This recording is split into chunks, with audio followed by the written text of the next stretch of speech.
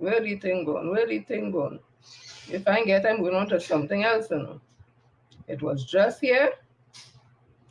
All right. Look the thing here, man. Hi, Jonathan. Oh, they come for the back now. Oh, I love all you know. So I'm seeing here, West Indies in the Guardian, West Indies invest by offering 14 women central contracts. This was 23 hours ago. St. John, St. John's Antigua Cricket West Indies CWI has marked a groundbreaking milestone in West Indies cricket by awarding year-long annual contracts to 14 women players across the region. The first-time initiative is a significant step towards a significant step forward in CWI's strategic commitment to the elite and high-performance cricket and signals a continued investment in the growth of the women's game in the Caribbean. This expansion brings the total of contracts regional player to 104 for the year and 164 in total, including senior and academy players. Trinidad and Tobago's 21-year-old Shalini Samaru, a right-armed off-break bowler and left-hand batswoman, Katie Jazz Mitchell, 19, a right-arm fast-medium bowler and batter, and Renice Boyce, 27, an experienced West Indies wicketkeeper batter amongst the women contracted. CWI Director of Cricket Miles Bascom noted the significance of this initiative. Awarding contracts to these talented female players underscores CWI commitment to advancing cricket in the region. We are extremely proud of the Maroon Warriors who are on their way back from an impressive semi-final showing at the Women's T20 World Cup. The only way to ensure that West Indies teams, both men and women, have consistent showing at the international level is to ensure the development and growth of the region at the regional levels. CWI is dedicated to making this further investment in our regional talent and building a strong foundation for future success, which is in line with our strategic plan. Just one more, you have to get in everything because we want to understand when I'm finished. I'm not for headlines.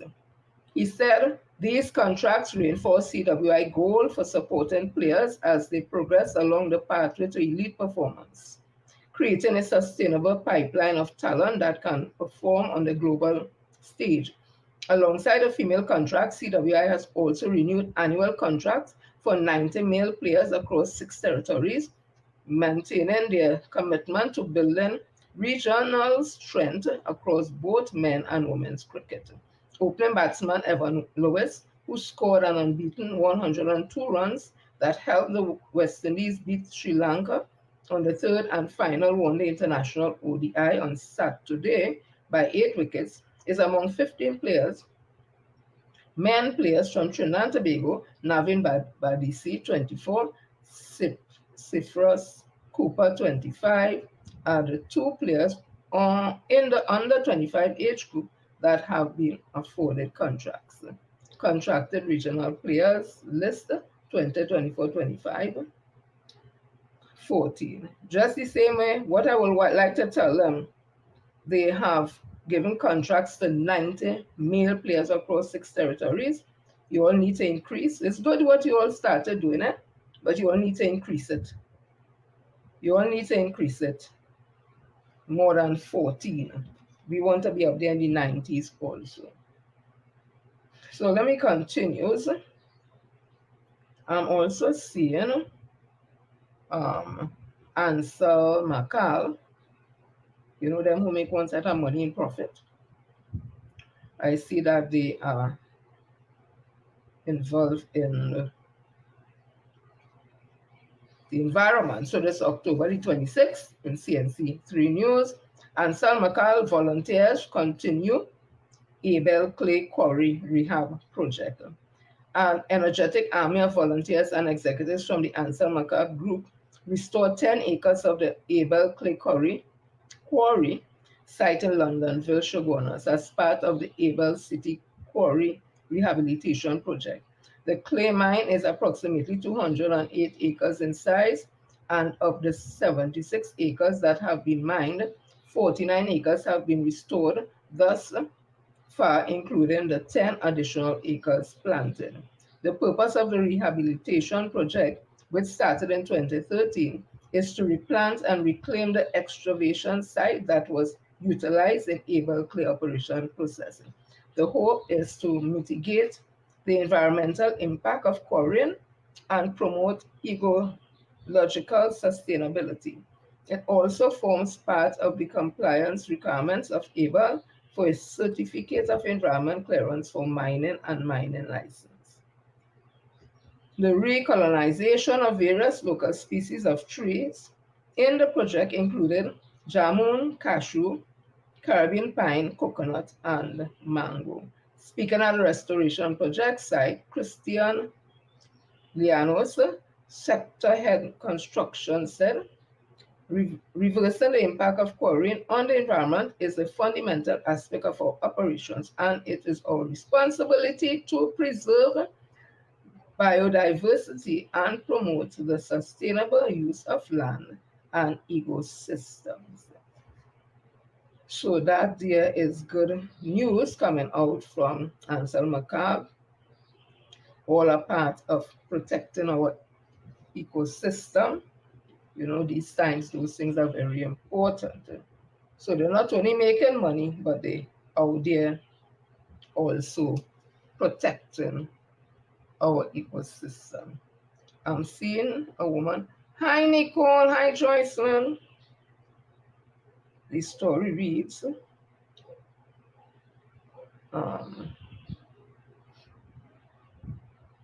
Marvel woman perseveres against all odds. This was 7 hours ago.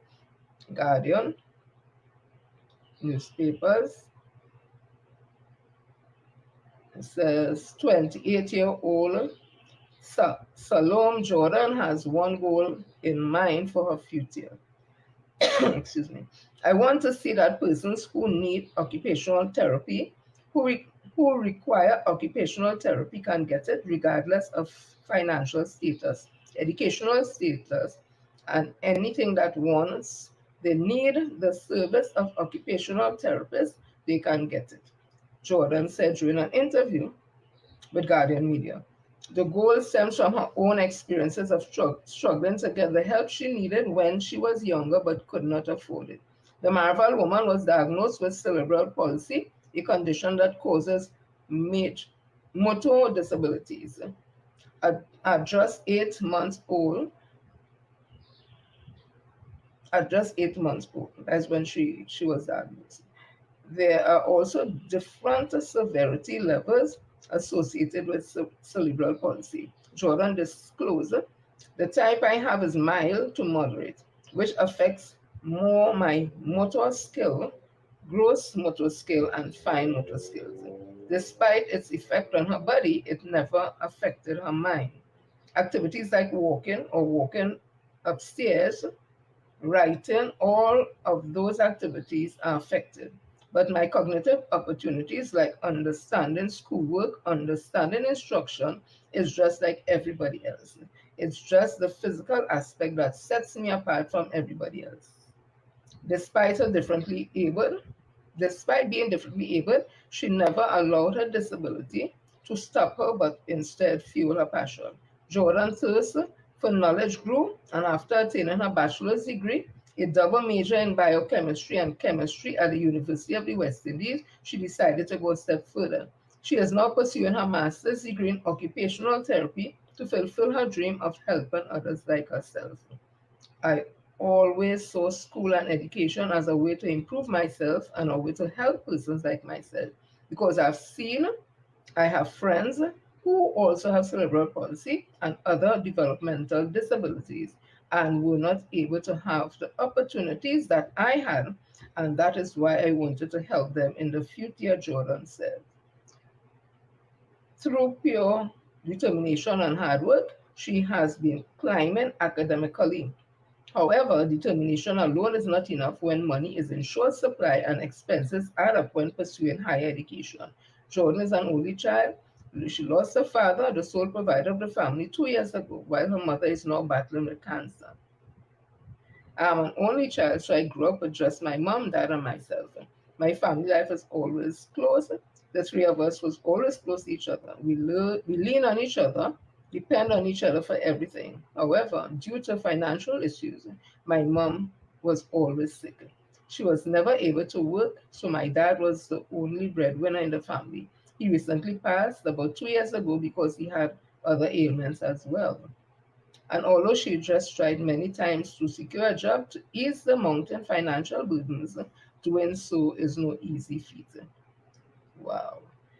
Since I finished university, my main plan is to go and look for a job to help support my family, as well as to continue my educational journey. However, trying to apply for work in Trinidad with a disability is very challenging.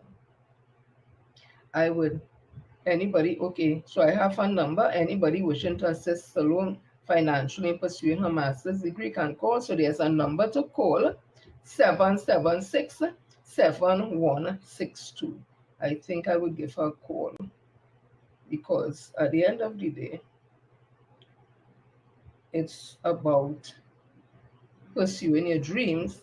And with her disability, she was able to go and still study at the University of the West Indies and get all those other degrees that she has. So I will definitely give her a call.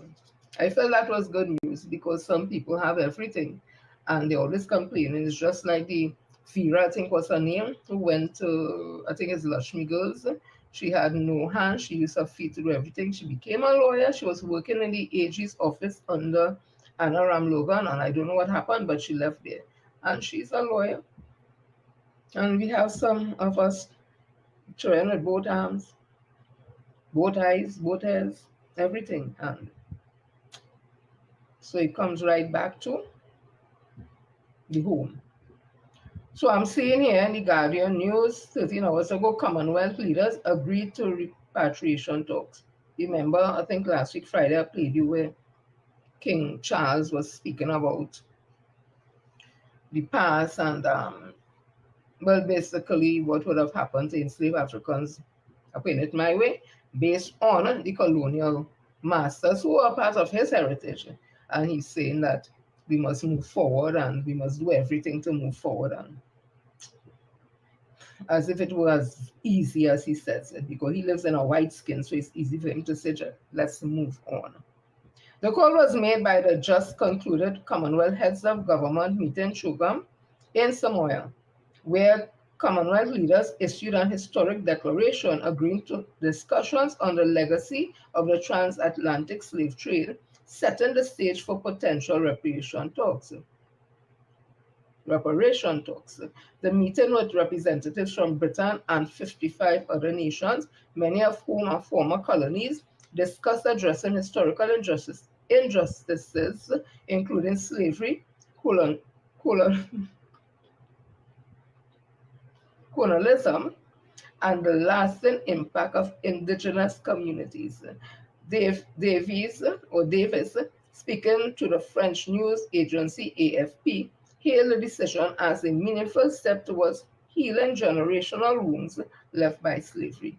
The horrors of slavery left a deep generational wound in our communities, Davis said, highlighting the lasting impacts of the transatlantic slave trade on Bahamians and other Commonwealth citizens. The fight or the flight for justice and reparatory justice is far from over, he continued, stressing the need for serious, honest conversations about reparations to address systemic inequalities resulting from colonialism. The Chogam Declaration, dubbed the Samoa Communique, calls for meaningful, truthful and respectful conversations towards forging a common future based on equality. Caribbean nations, along with other African and Pacific member states, have long been vocal about the need for colonial powers, particularly Britain, to acknowledge and atone for the for the brutal legacy of slavery. And I'll just read one more paragraph. Our position is just now the transatlantic slave trade, which forcibly displaced an estimated 10 to 15 million Africans over 4 centuries, left a lasting scar across the Caribbean, Africa, and other regions, with economic and social ramifications still felt today. The discussion was intense and complex, with Britain's representatives led by Prime Minister Keir Starmer, aiming to strike a balance between acknowledging historical wrongs and avoiding explicit commitments to financial reparations. Starmer emphasized that the talks in Somalia focused on reconciliation, not monetary compensation. Our position is very, very clear in relation to that, he stated, underscoring that the discussion had been very positive despite the delicate nature of the issue. Davis, however, underlined that the Caribbean push for reparatory justice was more than just a demand for compensation. It was a call to repair centuries-old legacies of exploitation, equality, and dispossession. He expressed hope that the Commonwealth agreement to engage in these conversations would pave the way for future concrete actions and measures. What was interesting, I didn't read it anymore. And people, as I tell you all already, if you're coming for proper pronunciation and words perfect, you ain't gonna get it here. Make out a list, and sometimes it do challenge when there are certain words to pronounce. However, it is instructive that the Prime Minister of England jumped out one time, not about money. But you know, when enslavement was over, they enslave us and then they free us as if they did us some favor. They got money for not having enslaved Africans no more. The money they lost from making from off our back by forced labor, brutal labor, when enslavement was over, they were paid by Britain, they were paid by France and others, those planters, colonial masters, for the loss of the enslaved persons. So when we talk about reparation, it is very disingenuous, with all due respect to the Prime Minister of England, to simply say, we ain't talking about just money. We'll see how that goes. Because if it wasn't for the money, or for the backs of my enslaved African ancestors, just like yours, Europe would not have been able to have the money to get into inventions. And one of the inventions that turned the whole society around was the steam engine. When they started to produce, the engine and the trains, and then they started to be able to use the heat and that, all those different things. Now, when they had a beet and they were able to take the beet and turn it into sugar, so they didn't need to wait for months and months for that sugar to come up from the Caribbean, where they were being robbed and all kind of thing by the Dutch, and they had to pay for extra security with different ships to bring up. So sugar became very costly to produce here. So when the money that they got off our backs, our ancestors' backs, they were able to have the Industrial Revolution because they had money and time to invent. And a lot of the inventions we know were from our own enslaved Africans ancestors who were living in America and England or in Europe. So what a tangle web they weave. Now the ancestors of those persons are here, and we waiting to receive. So let me continue, people. I'm saying I really love to see classical Indian dance, because you all know I am involved in the art. Folk dance is my thing. I also am involved in drama. I do poetry also. So dance does just fascinate me, and I love to see the hand movement, because classical dance is a lot of footwork, the eyes and the hands. and it's hard work. You will just learn that here dancers have left here and gone to India to study under the best masters. I remember back in the day with Dr. Ike Williams when we had Better Village and thing, it had baby Susan, baby Sandra. A couple of them went to India and studied classical dance. We have, oh gosh, I don't know why I forget her name. I'll see her every time we go to judge for Best Village. She does Indian dance moves. Oh Lord, very, very, very, very beautiful Indian lady. Very cultured, very dance. Wow. You know nothing with her. Can't remember her name right now, you know. Daily Express, the 26th October, Odissi dancer Arya Nitya Singh ready for the stage. So the culmination of Arya Nitya Singh's dance journey took place at the Naparima Bowl San Fernando recently, where she performed a full Odissi dance repertoire at her Manj Pravrish ceremony. Manj Pravrish holds both cultural and religious significance since participation comes after a guru determines that the student has perfected her art and is able to perform a full Odissi dance repertoire as a solo artist. Singh, a former student of St. Augustine Girls High School, has been training in the Indian classical dance form of Odissi for the past 15 years under the guidance of Guru Sandra Sukhdev. So that will tell you this journey to classical Indian dance took years. Her dance journey began when she was only 5 years old at the Kali Mandir on Monroe Road, Kunupia, where she not only learned Odissi from Guru Sukhdev, but other Indian classical dance forms such as Kathak, Mohini, Atram, and folk dances from different regions of India, including Bangra, Gomar, and Lavina. At Kala Mandir, run by Guru Sukhdev, students also learn Hindi, Gita, Ramayan, and music and vocal training. So let me show you what she looks like.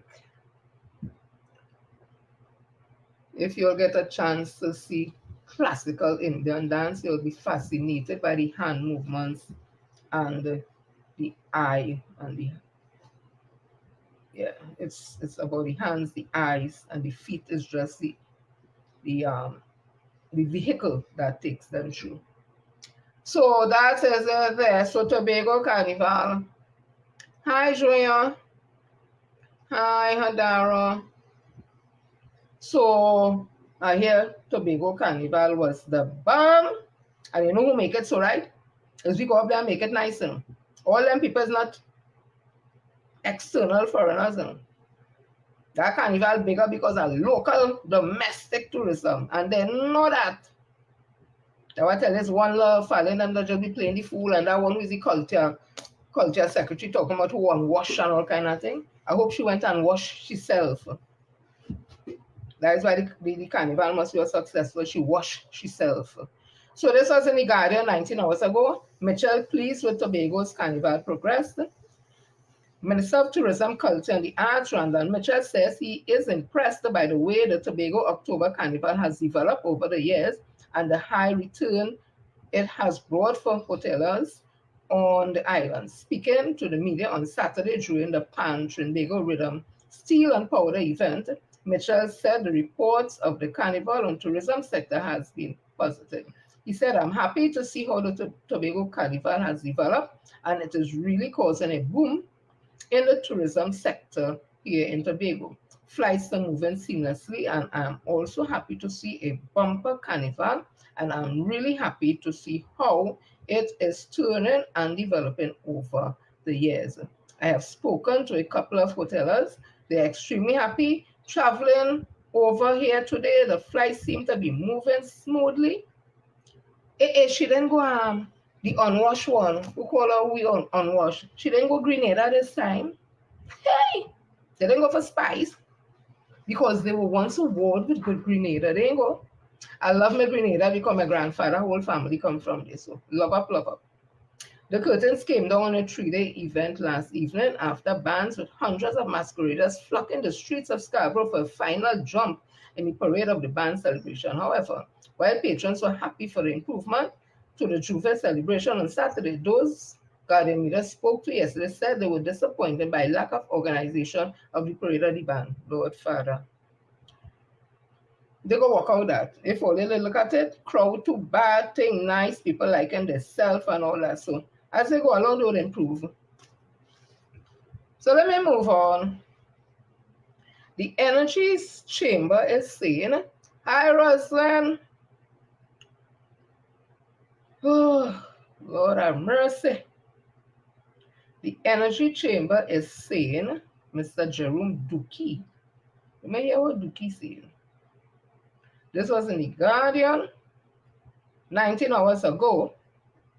Energy Chamber Chairman Jerome Dookie is calling for all barriers to be removed to ensure the CARICOM single market and economy SME is truly achieved. That is a PNM initiative. Is PNM do them thing?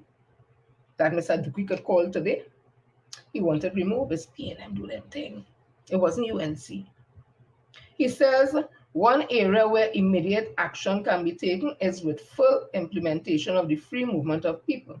We need to make it easy for all our citizens to be able to move between countries in the region and for our companies to have their skilled employees available to work on projects whenever the opportunity exists, Dookie said. Dookie, hold your role. You see the free just, so things have to be put in place, Mr. Dookie. Things have to be put in place. It ain't easy just so whatever it is, and then a whole set of bacchanal come out of that. Hold your role, Mr. Dookie. It sounds good. It should be so, but we have to put things in places. In addition to allowing workers to move freely, he said there must also be unified qualification and standards across the region. He made the comments while speaking at the Energy Chamber post-AGM event at the Hyatt Regency Port of Spain on Friday.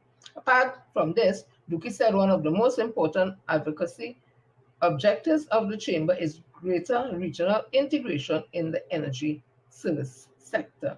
He advised that there were huge potential benefits to be had from linking together the infrastructure within the region, whether this be electrical grids in the Eastern Caribbean to facilitate the trade in green electrons produced by geothermal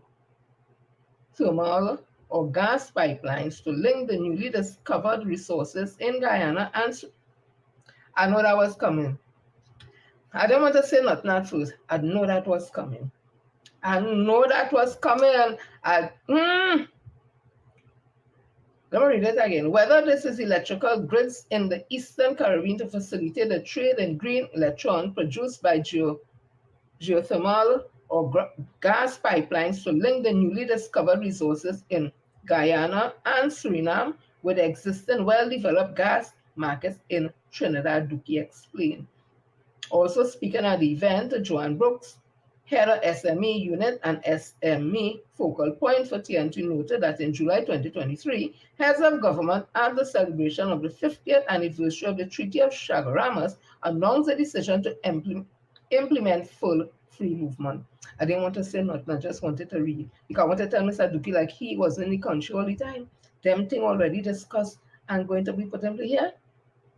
Noted that in July 2023, heads of government at the celebration of the 50th anniversary of the Treaty of Chaguaramas announced a decision to implement full and free movement. She emphasized that this is not just for skill, but for people within the region. The free movement of people will be a paradigm shift in the way our nationals access employment, expand businesses, partnership, and create entrepreneurial opportunities, Brooks said.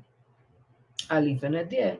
Because that was saying where Dookie was. Dookie just jump on, like when they get a mic, they want a song important and just jump on. So Dookie, them thing. Looking to put in place already. Anyway, I like the countries they call Guyana and Suriname. I'm not surprised. What about Grenada and St. Vincent and Barbados, St. Lucia, Dominica? Oh, we ain't call them places. Because they have tourism, right? You could have tourist thing, Tourist, what do you call it? The tourist economy, right? Papa. Let me continue. I'm seeing that medical students who graduated recently would have been told, paraphrasing, it's about the patients and not always about, I'm putting it my way, about the money. I hope they hold on to that, and I don't know which part the thing is. But that is what they were told, is a whole group of young doctors recently graduated, and I'm not seeing the thing.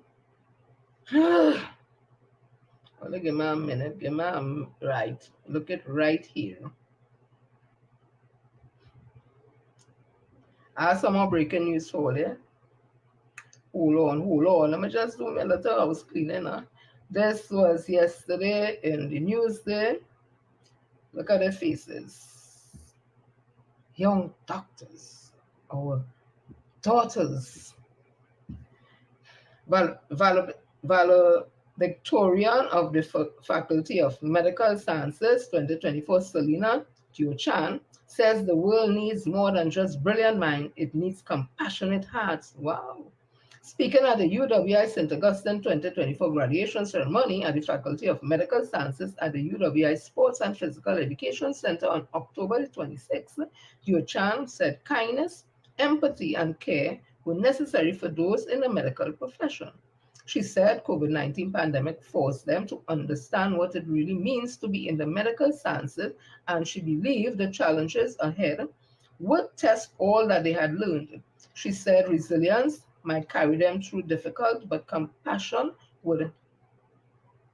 She said that resilience might carry them through difficulties, but compassion would shape their legacy. It would have been easier, perhaps understandable, to choose a different path, one with less risk, fewer demands, and more predictability.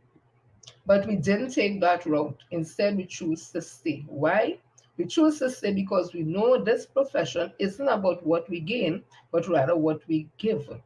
The pharmacist said that what mattered was the lives they touched, the people or animals they helped, and the impact they made. She said they had to be champions for equality, as it was not enough for healthcare to exist, but it had to be ethical, patient centered, and accessible to all.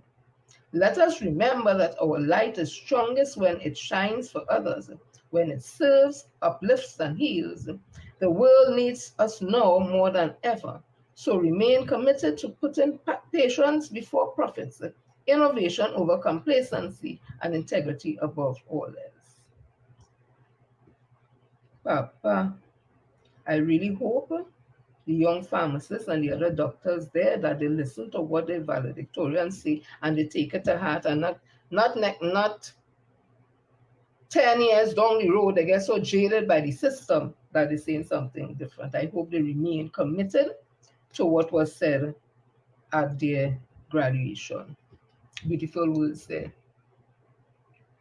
Although, well, I see that Kamla Prasad sister was speaking, I guess, at the, one of the Diwali functions, and it was carried live on TTT, and something happened.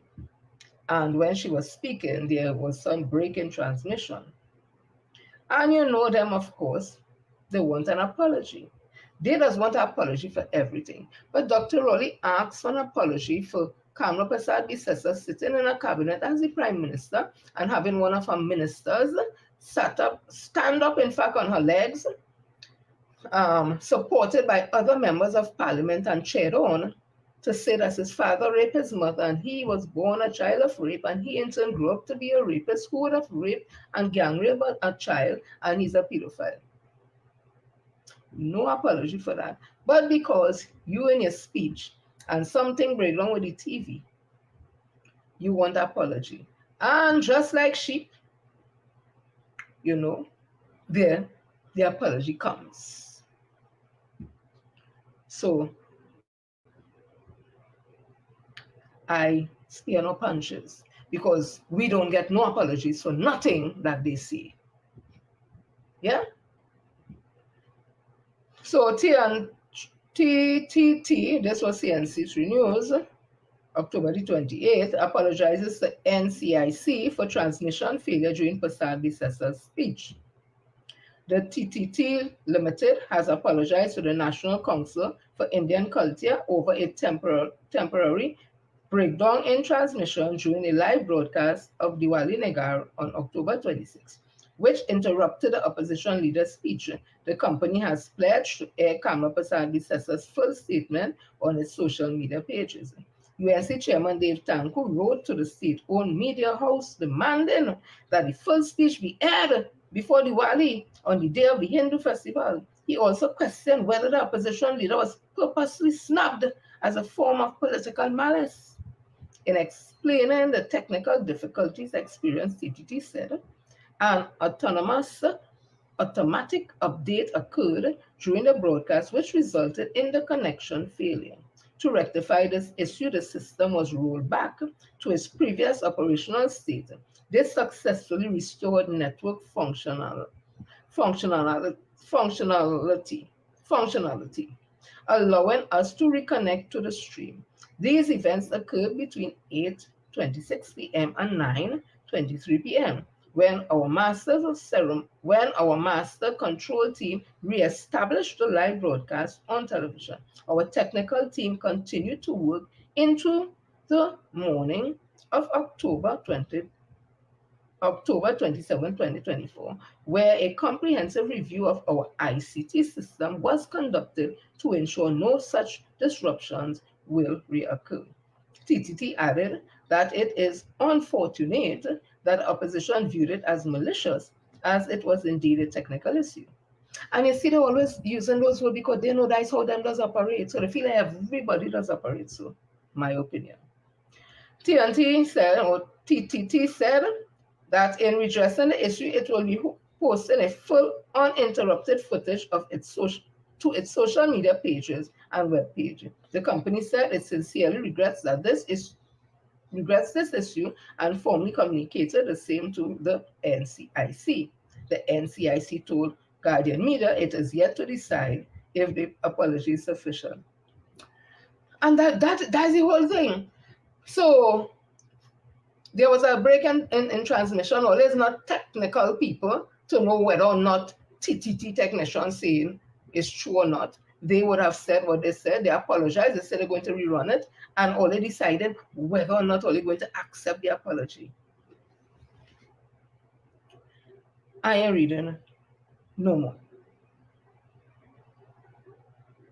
We go see how that goes. So I'm saying it's only them alone in this country that's had to apologize to. You know, them could say what they want, tell you what they want, and you get nothing. But as they feel slighted, don't come out and apologize, no. And then they want to talk about equality. It's only equal when it's on them side. So this was in the Guardian 19 hours ago. New Waro Kasika calls for cooperation amongst tribes. So this is down. This is the people, the first peoples. Let me see. As she steps into her mother's shoe, newly ordained Kasika of the Waro First Peoples, Anicia Hortensia Maloney, has made an emotional appeal to other indigenous tribes across Trinidad and Tobago, calling for cooperation as the native community establish themselves throughout the nation. Maloney, one of the 8 children of head Kasika Donna Bermudez Bovell, stressed yesterday that the Waro community cannot achieve this alone. Many will come, many will try to claim what we all have worked hard for.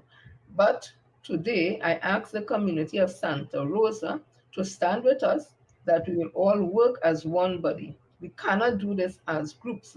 We have to do this as a community, Maloney said during her ordination ceremony at the Banwari Archaeological Site in San Francisco Penal.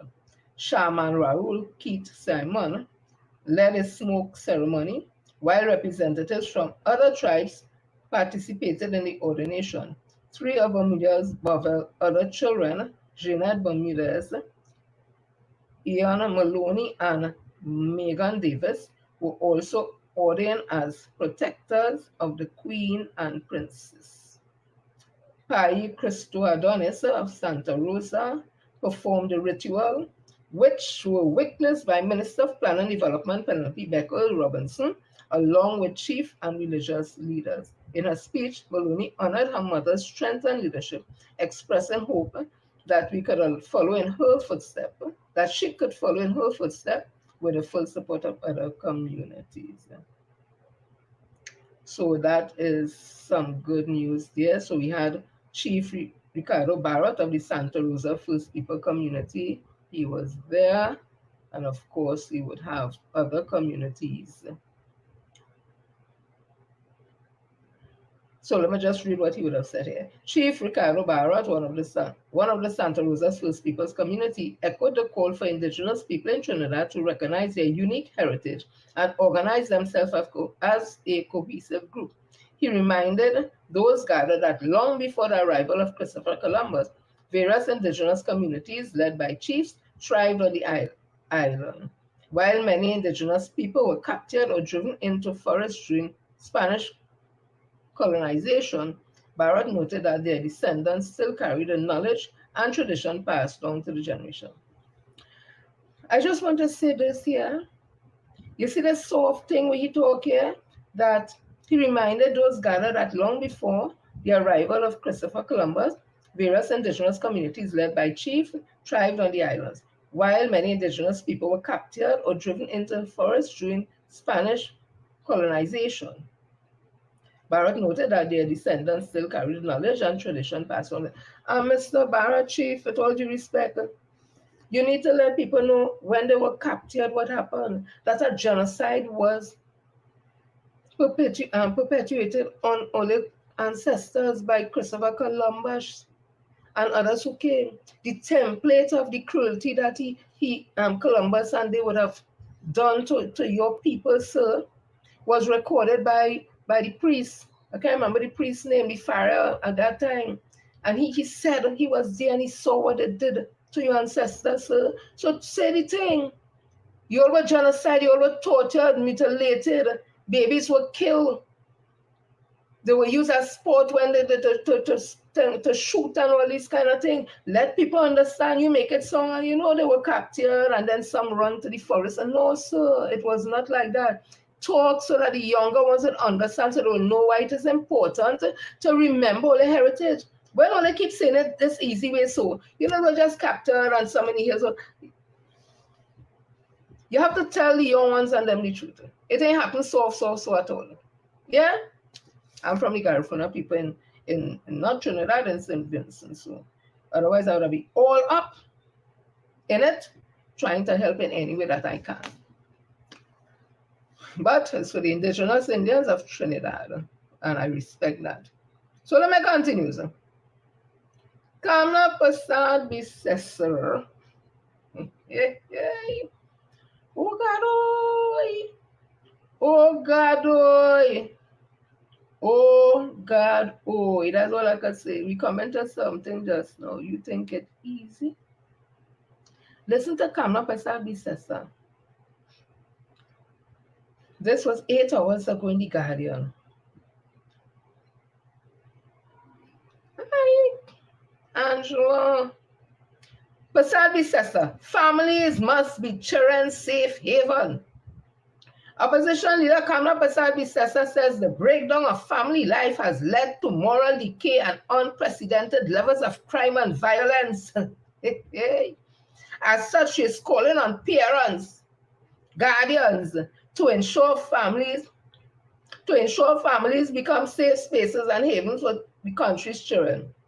She made a point at her delivery as she delivered a featured address at the Diwali Negara celebration in Shogunas on Saturday. Pasad Bisesser said parents must confront the challenges created by the environment in which their children live. Citing an example, she said digital technology has considerably reduced the time parents spend with children, thus giving parents less time to impart values.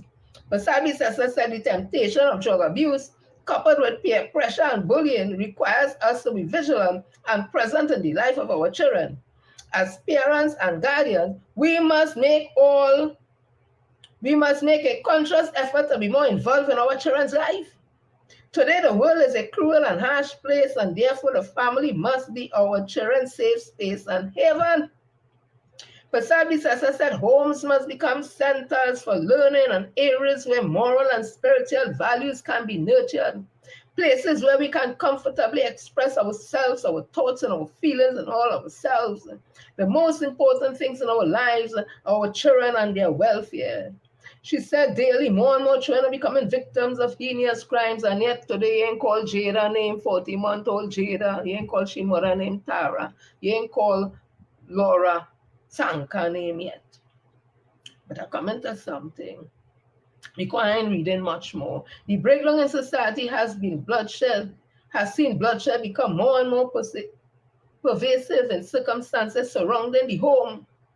However, we must find the courage and the determination to pick up the pieces awake from our slumber, which seems to have befallen our nation on critical issues affecting the values of our society.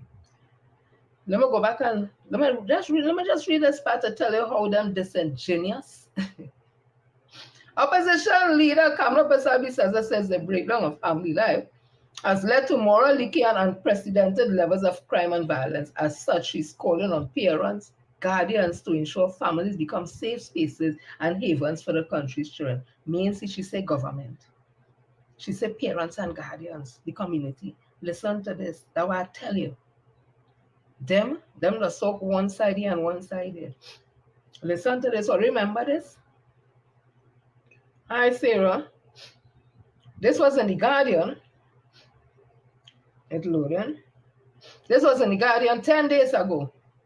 Heavy blows for Hines after blaming public for murders. Opposition MPs are flabbergasted as to know how National Security Minister Fitzgerald Hines still has a job after he attempted to place some blame for the high murders rate on the public. As the murder count crosses 500 for the third consecutive year this week, Hines told Guardian Media on Wednesday the criminals operate with impunity partially due to public complacency. However, Shadow National Security Minister, I ain't reading that. I want to just read where Mr. Hines says, Minister Hines said. Minister Hines told Guardian Media Wednesday, that was 10 days ago, that criminals operate with impunity partly due to public complacency. What it is Kamala Pasabisasa say? Kamala Pasabisasa say the breakdown in the family is what causing crime in this country. And parents and guardians must take account for it. That's basically what she said. What does the minister say here? The public. And parents and guardians consist of the public. So what's so much different he say? But when he say it, they get up and eat down and beat up themselves and carry on. But Kamala say it at the Wale Negar. And oh my God, it's like, oh yes, the parents. Only give me a break, yes? It's all around the society, so. So I want a little listen, because nobody else is talking about it. The EMBD case and what it means for Trinidad and Tobago. Rural Muninal name, along with contractors, are featured in that. So listen. High-stakes multi-million-dollar cartel claim initiated by the Estate Management and Business Development Company Limited, which you know as the EMBD, against several contracting companies and individuals is set to proceed to trial. Now, this has been a conversation in the general landscape for quite some time. We have the privilege of speaking with Attorney General Reginald Armour, who is here to discuss the pressing issue that has been making the headlines very recently. While we understand the sensitivity of this matter and respect the legal proceedings currently underway, we look forward to gaining insights into the broader implications and the Attorney General's perspective. Thank you for joining us this evening, AG Armour. It's a pleasure to have you. Very good to be here, joining the public and yourselves. Thank you. Well, AG, we would like to get an understanding. Can you please offer an overview of how we arrived at this point in the matter? Specifically, can you explain why it took 7 years before the case proceeded to court? Well, I'm happy to informed, yes. And it would not be correct to say that the case took 7 years to proceed to court. The awards were handed out in 2015. The EMBD spent 2 years doing some very serious investigations, including experts in the field, and the case was actually filed by the EMBD in November 2017. The defense of the defendants and the individuals who were being sued was due in December 2017. And since December, the defendants have launched a process that began in April of 2018 of trying to strike out the EMBD's case. So what we've had since 2018, multiple appeals. We first of all had the judgment of Justice James Abood in August of 2020, in which the strikeout application was struck down, was dismissed, and the judge found that there was a very strong arguable case to proceed to trial. And after that, the defendants began a process of strategic maneuvering, I would say, to strike out the case and certainly to delay it so that the actual trial of the case has been prevented from starting since the first application to strike out was launched in 2018. And we've had, as I say, several appeals from Justice Abood's judgment. And in fact, we've now had the final appeal, 8th of October, 2024. And we received it on the 17th of October. And Privy Council has now finally ruled that all of the attempts, which started in April of 2018, to try to delay the matter and to strike it out, have ended, and the defendants must now put in on the 6th of November the defense that they were scheduled to have put in December 2017. So there seems to have been that temporary delay with respect to the contractor's appeal with regard to the Privy Council. The trial's advancement, though, how would you say that reflects on our legal system's commitment to ensure accountability and integrity, especially in business dealings?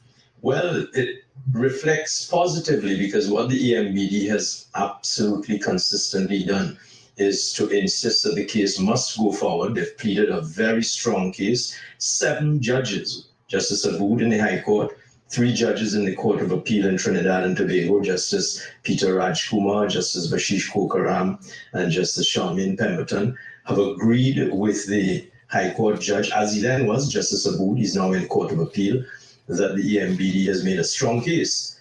And then it went to the Privy Council, and 3 judges of the Privy Council have ruled on the EMBD's strong case to say the case has been made out and it's now you, the defendant's turn to answer the case, so that it has been a good example of a case progressing, notwithstanding many attempts to derail it by defendants who don't want to tell their day in court.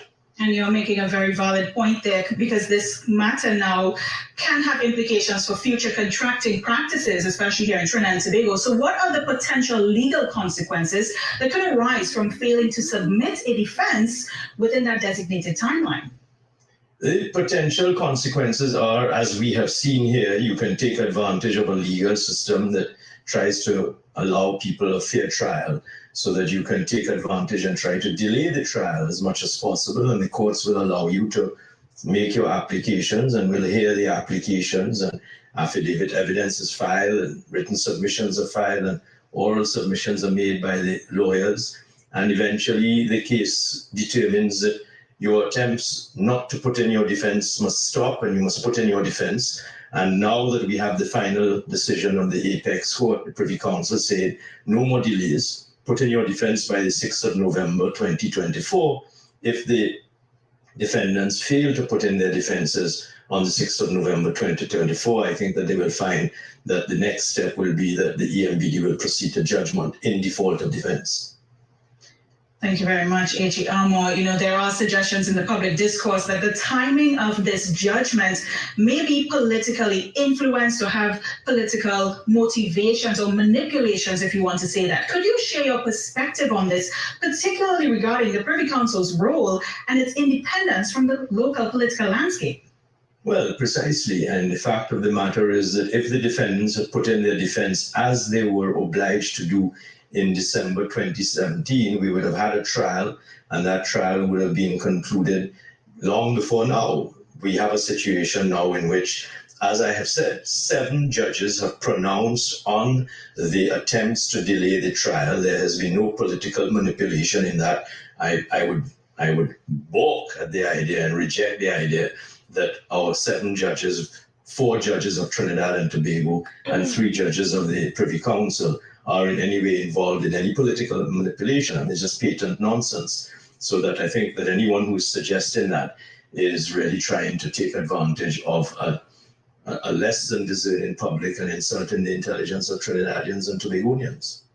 Well, AJ Amor, I do want to thank you so very much for giving us your insight this evening on this very important matter that continues in the public domain, and also reminding us that this trial's advancement is a positive reflection for our legal system's commitment to ensuring accountability and integrity in business and business affairs. Thank you so very much, Attorney General. Thank you. Well, you all heard it here. The UNC are talking about that at all because on their own. He had to file in his defense by November the 6th. That is Rural Munilal and the other contractors and them. So we'll see how that go. And the judge going before is the Honorable Judge Frank C. Prasad, the one who was out talking and carrying on, the one who the CJ at time had was to put in place. Because you see, judges feel that they cannot be criticized, that they are above reproach, and it is not. The Lord Atkins, I think it was, made a famous speech. He had died from England and said basically, putting it my way, that you're not a cloistered set of people where nobody can talk about all all this cannot be taken, and all they could be questioned. All the decisions could be questioned by the public or by people. Yeah, nothing is wrong in that. So let me continue. People are doing this quick and then are going on to Mr. Diablesse. And are going on quickly to the PNM internal election. Everybody up in and they all up in PNM business and all kind of thing and thing. That's internal. I don't know how that become a national debate because it's only PNM card holders who financially song could vote in them thing, and not the whole of Trinidad and Tobago, because the whole of Trinidad and Tobago is not PNM. So how does it become a national issue? I don't know. But it seems that there's an agenda and it has some people behind the scenes. You know how it does go. But they don't talk about the UNC at all. So I want to tell people about this thing with PSA. PSA, in my opinion, has now become a party group for the UNC. They have become a party group for the UNC. I want all to listen to this. This was a meeting held with PSA members at a ministry. And I want all to listen to the first Vice President, Felicia Thomas, and what it is she's saying to members. Give me a minute. Tell me if that is not campaigning for the UNC.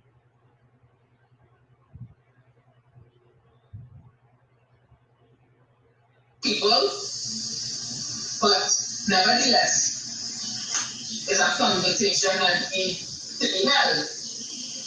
Because having said all that, the next question is, what is the solution?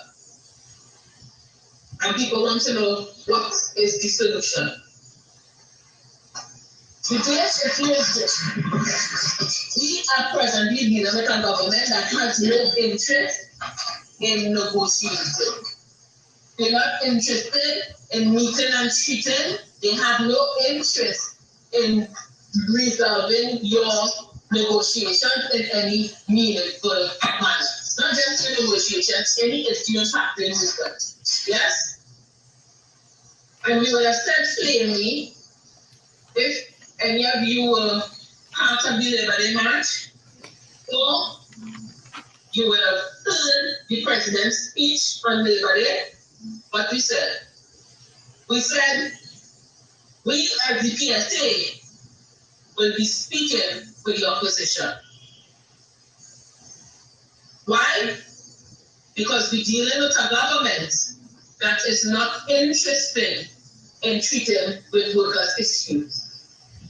And we are very clear that if you don't want to treat with workers' issues, then we will speak with who is interested in treating with workers' issues. Yes?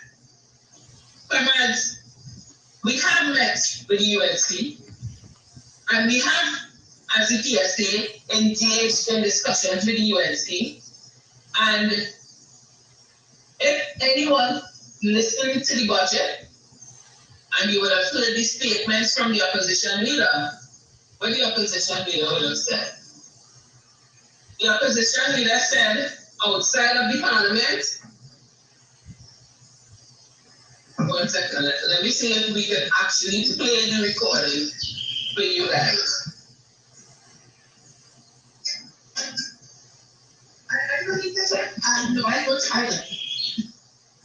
There's a member trying to tell she don't want to hear nothing. I have no challenge what you said, but I am a little bit lower, and I'm a very first time in UNC, but in person, not in a second in French. But where's Mrs. Francis as mentioned, I don't want to prepare for it. Let me just finish because I don't end of the PowerPoint and then you can share. Alright,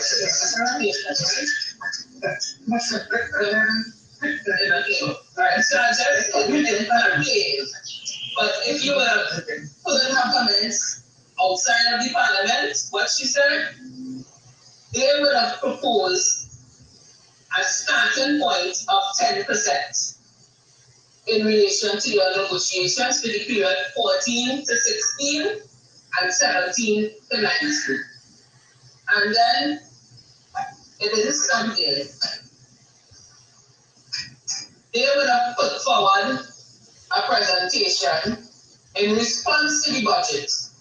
And of course, we didn't go into the whole thing, but just to speak to what speaks to our membership. Yes? And in that, we have a heading UNC Workers Agenda. Under that heading, it says the UNC Workers Agenda is built on some core commitment. All of this is a union, eh? This is the Public Services Association going to a meeting in a ministry. And instead of talking about the issues that affect workers, where our negotiation is, them is telling we that them nobody give them permission. Felicia Thomas and Leroy Baptiste, them from Wassa.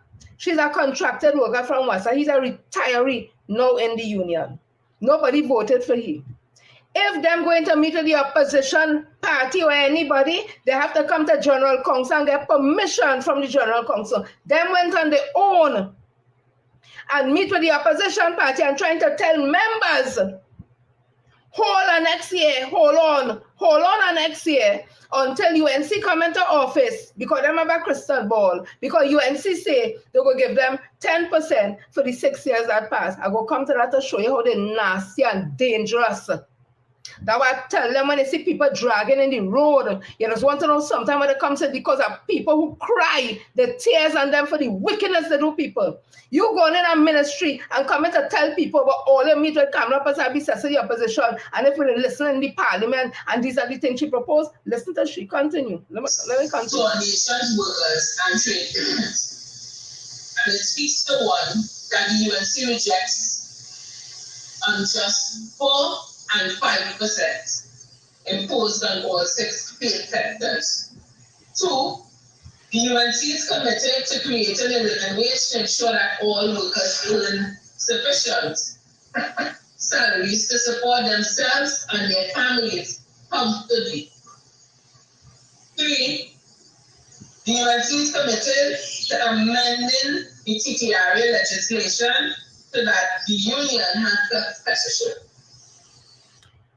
I'm pausing it there because I want to check this ignorant, foolish young woman. UNC had to come to change no legislation with the what do we call them? TTRA. The Privy Council already said it. It's not unconstitutional because that is what PSA took to the Privy Council, a part in the Constitution that says the government forming the TTRA was unconstitutional. The Privy Council rule and say it's not unconstitutional. That way the government going ahead with TTRA. So the opposition leader can't put in nothing there to say PSA this or that. What it is, Baptiste and them are supposed to be doing, speaking to the workers that are so affected with the new agency that's being formed. Make sure that they meet with the employer, let the employer know that they work out whatever it is with the employer, that they remain and have the recognized majority status in that new entity. That the workers and them who go on it remain as members. That they go in that space and work with the terms and conditions not less favorable than they have now, that they're working under now. And who want to go on VSEP, they get the best package, or who want to go into the wider public service. Those things are there for Leroy Baptiste to go and sit down with this government and just work out. He don't have to wait on no opposition to do that, because that has nothing to do with negotiation, but he has always shown himself like he's an enemy. So he want to go and sit down with the government to work out nothing, but he want to go and sit down with the UNC when he say, so next 2025, People's National Movement will resoundingly. What are you going to tell public officers? Well, let me continue. Let me play to the end. UNC will oppose the proliferation of contract work in the public service statutory authorities and state. We're going to have to stop this dotage kill again. When the UNC came in 2010, the UNC flooded the whole public service with contracted workers, BOAs, and had them working month to month. They was doing the same work like a clerk in the ministries and getting more money because them didn't come through service commission. They come through the government HR service or whatever the case may be. Kamla Pasabi says and the UNC flood this whole system with contract workers. They fire people too. So much. Let me tell you something, eh? And they're talking about how we live in hard and thing. What is Felicia Thomas and then salary? What is Leroy Baptiste's salary now? We heard it is $50,000 a month. It has been alleged. We hear that his lunch bill, it has alleged, is $500 a day. They say he like seafood. He does buy food from some restaurant in Maraval. 2 coconut water. Whatever seafood, whether it's lobster, whether it's shrimp, whether it's pink salmon or whatsoever. Basmati rice and vegetables. He eating that nice every day. He lunch bill every day with $500. He could feed about 12 public officers on a lunch every day for $40. His salary at $50,000 is alleged. Could pay. You know how much clerk typist his salary could pay when the man come? How much she one could pay? But I want to tell we, hold on next year and all we suffering. All they're taking $100 is our $100. All they're living on, all they're getting on like if the money coming from it is $100 Felicia and Leroy Baptiste. It's $100 we're coming every month. All they're spending. I saw an audit. In fact, I saw a financial document from PSA. It showed that was for about last year, October. It showed when the man come, $1,200,000 coming in. And them spending $1 million every month in personal expenditure. $1 million every month in personal expenditure. So them living nice. Them living nice. Let me just make sure you finish because I want to hear the stink, dirty, tatterhead, red nastiness. Enterprises. The UNC will facilitate the recognition of unions that have applied to the RRCB for recognition on behalf of workers.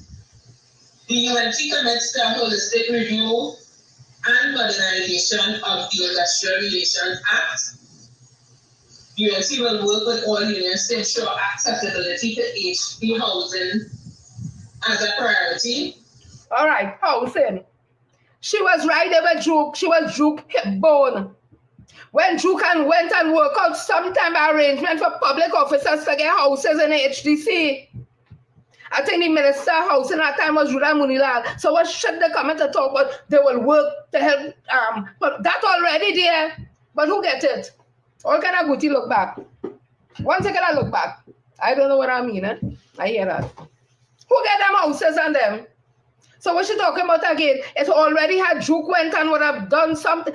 How much are all these public officers know people sign up the document called thing and send it into PSN and get a HDC house? But she coming back with that again. Let me just where she comes. UNC will act urgently to use free collective bargaining process to resolve outstanding negotiations. UNC committed to preserving the cost of living allowance for workers where it exists. UNC will commit to an improved health plan for all state sector workers, and UNC will work to modernize all labor legislation. Comrade, and this speaks to several issues that the union has been raising in relation to workers' issues. All right. I had enough of that dance. Let me tell you something. How them so disingenuous. They're talking about the government. They don't want to meet and treat for the purpose of negotiation. Let me tell you something. And UNC promised them all kind of things. It's the same UNC. Let me just get it. It's the same UNC that for the period 2008 to 10,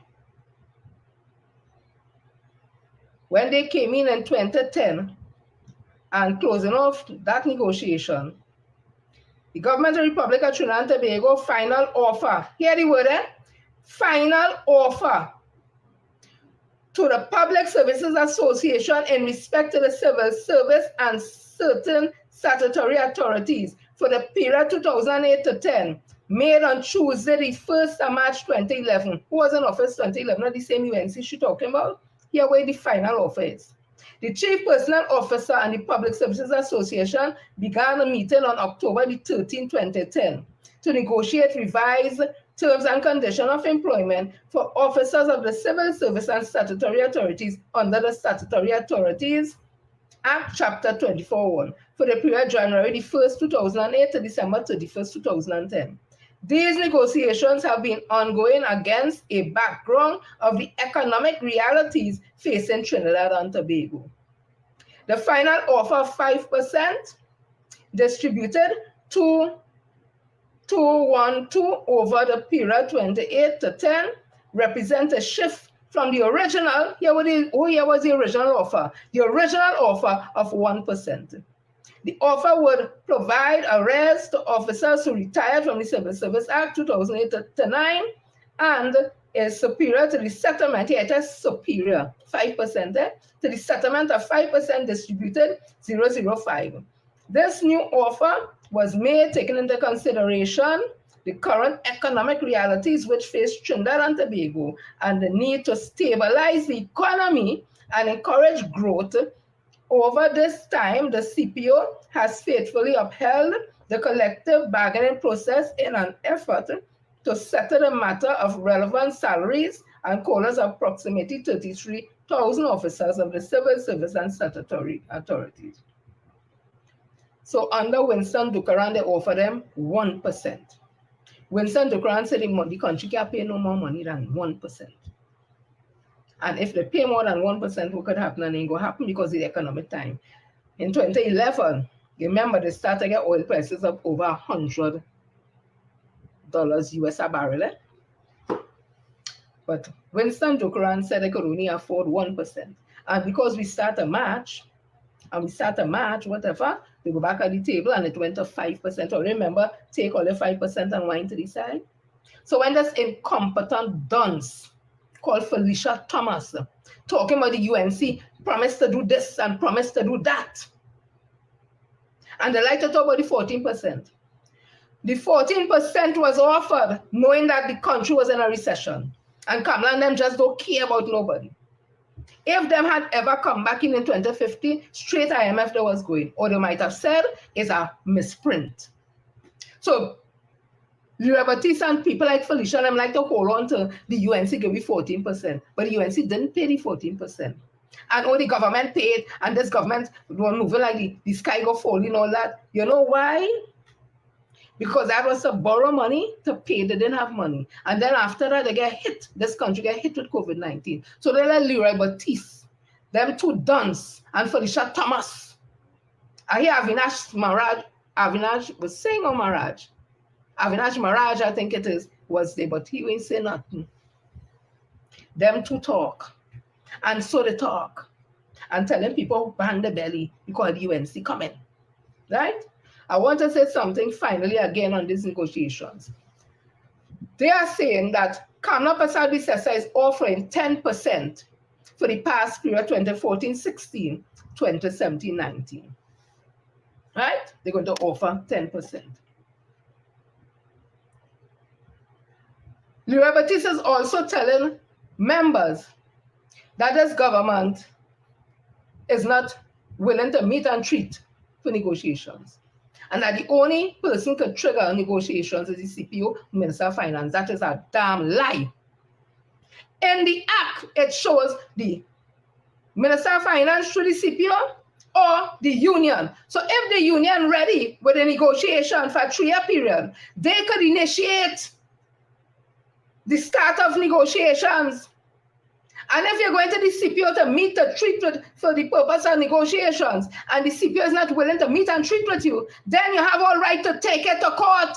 And Leroy Baptiste take to court Section 22(1) of the Civil Service Act, which says that the special tribunal has the authority to make an award before it for 5 years, and to take that to court for judicial review.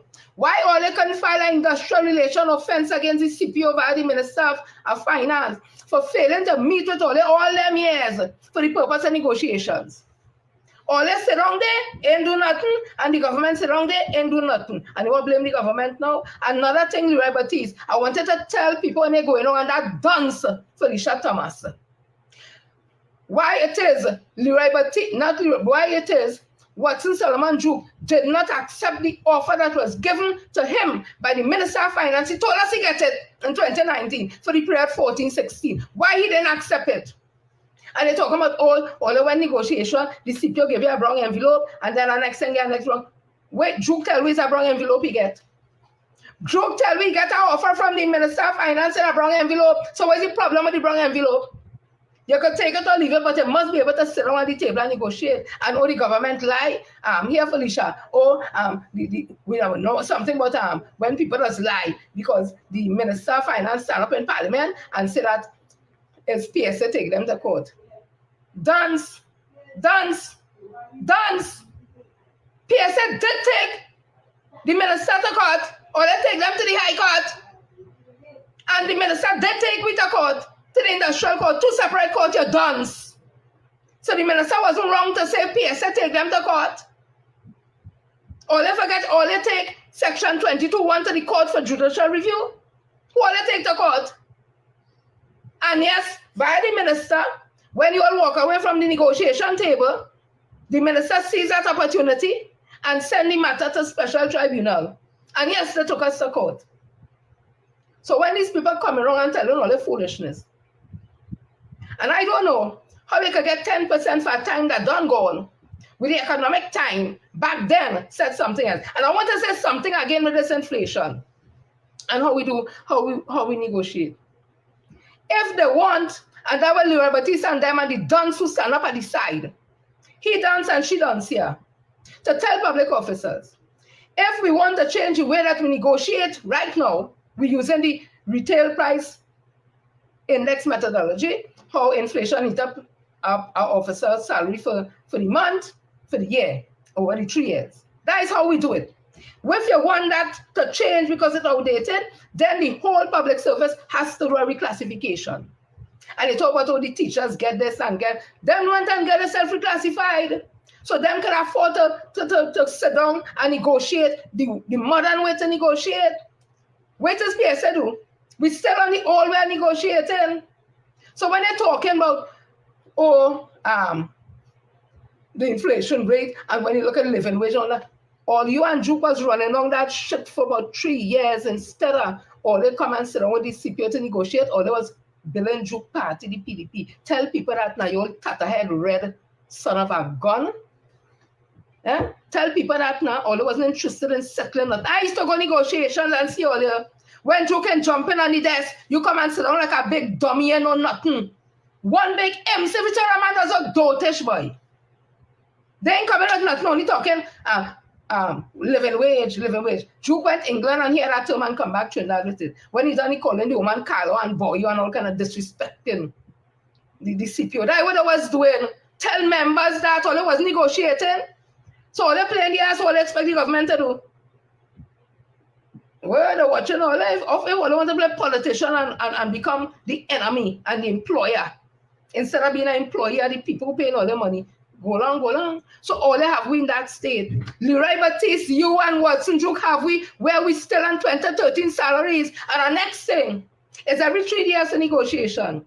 By the 3rd year, wage proposal supposed to be going to in front the CPO. But all they don't do that. So 14, 15 by 16. Or they suppose by all October 2016, the final year of the 3 years, or they supposed to be sending in all the proposal. So that when they get the money, they get it in real time. All they don't do that. All they wait 2 years and 3 years after. Tell me a lie now. But all they do proposal and put in. What proposal you don't put in? The last proposal we have inside is where Joe Field put in. What proposal they put in? A pack of shit about 25% and nothing in do up good. You ain't talk to no section or they ain't get no information from no section, nothing at all. We never get a draft copy of the proposal. What proposal were they put in? All they was playing games because all they was busy forming the PDP. You Watson Solomon Juke and Felicia Thomas, she was right there with all here. All they wasn't studying PSA members, all they going wrong now because like all they got something promised. Or they got something like, in my opinion, promise from the opposition, or they're going on to try to encourage people to vote for the UNC. But shame on all the boy. That's what I tell you when people see people like all they're dragging all over. Don't ask why. Go and tell the people the truth. And the people will believe you.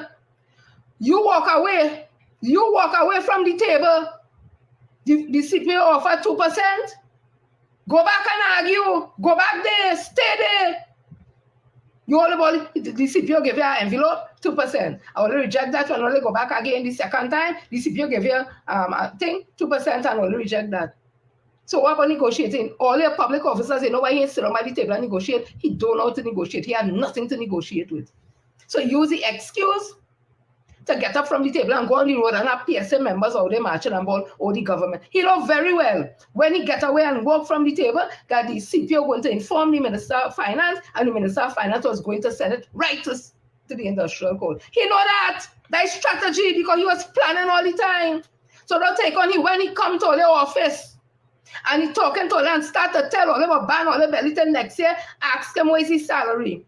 Ask him when is the election. Ask him who vote for him. When he said ban all the belly, ask him what he does eat lunch when the day come. Ask him what vehicle he does drive.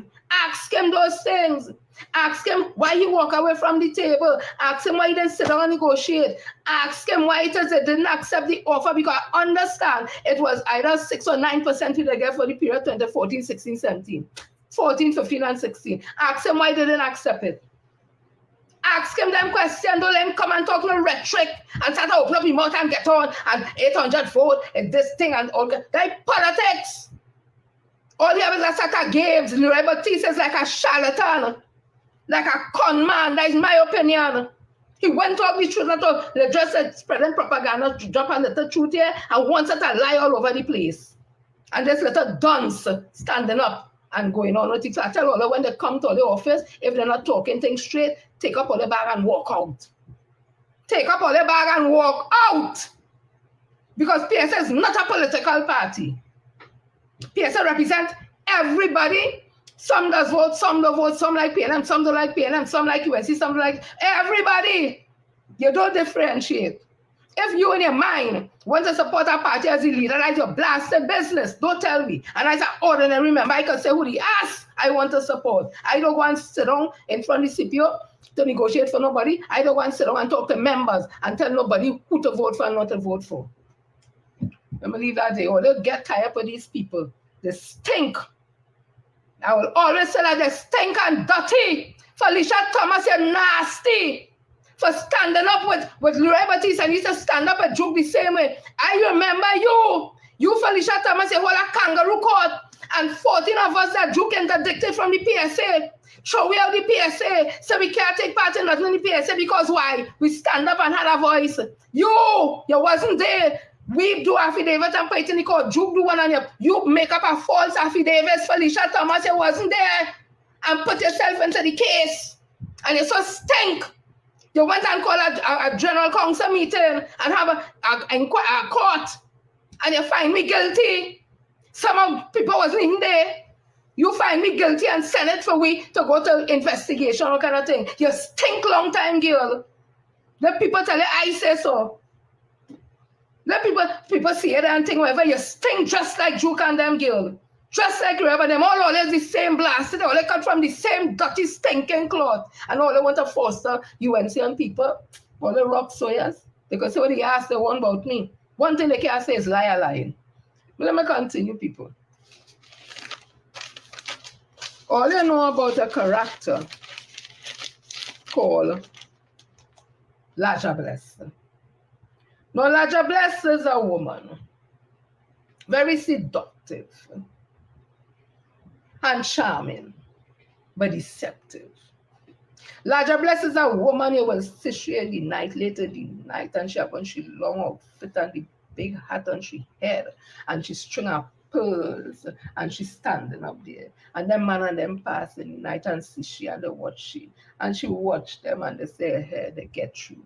And she will lure them in. She calling them in and she walking in. Now, Miss Diablesse have a kind of musky smell. Like she does have inside she pocket some bones and some grave dirt and thing. But if you was to lift up she hat and you see the face is like a skeleton, it ugly could scare, so she have it drop low. And she have it low and then she walking up and drop. So it looking like she waist going in time. You don't understand that under that dress it have a cow foot or probably 3 toes, 7 toes, I don't know.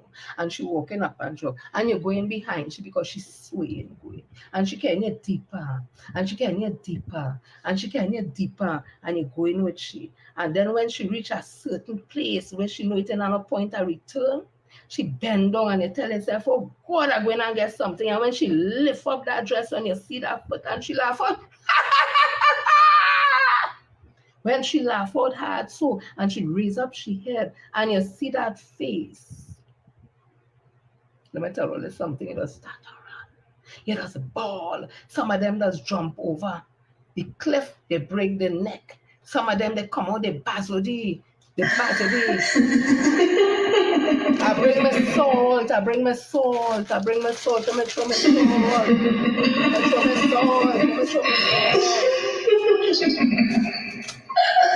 I ain't had no cigarette. I lighten the incense.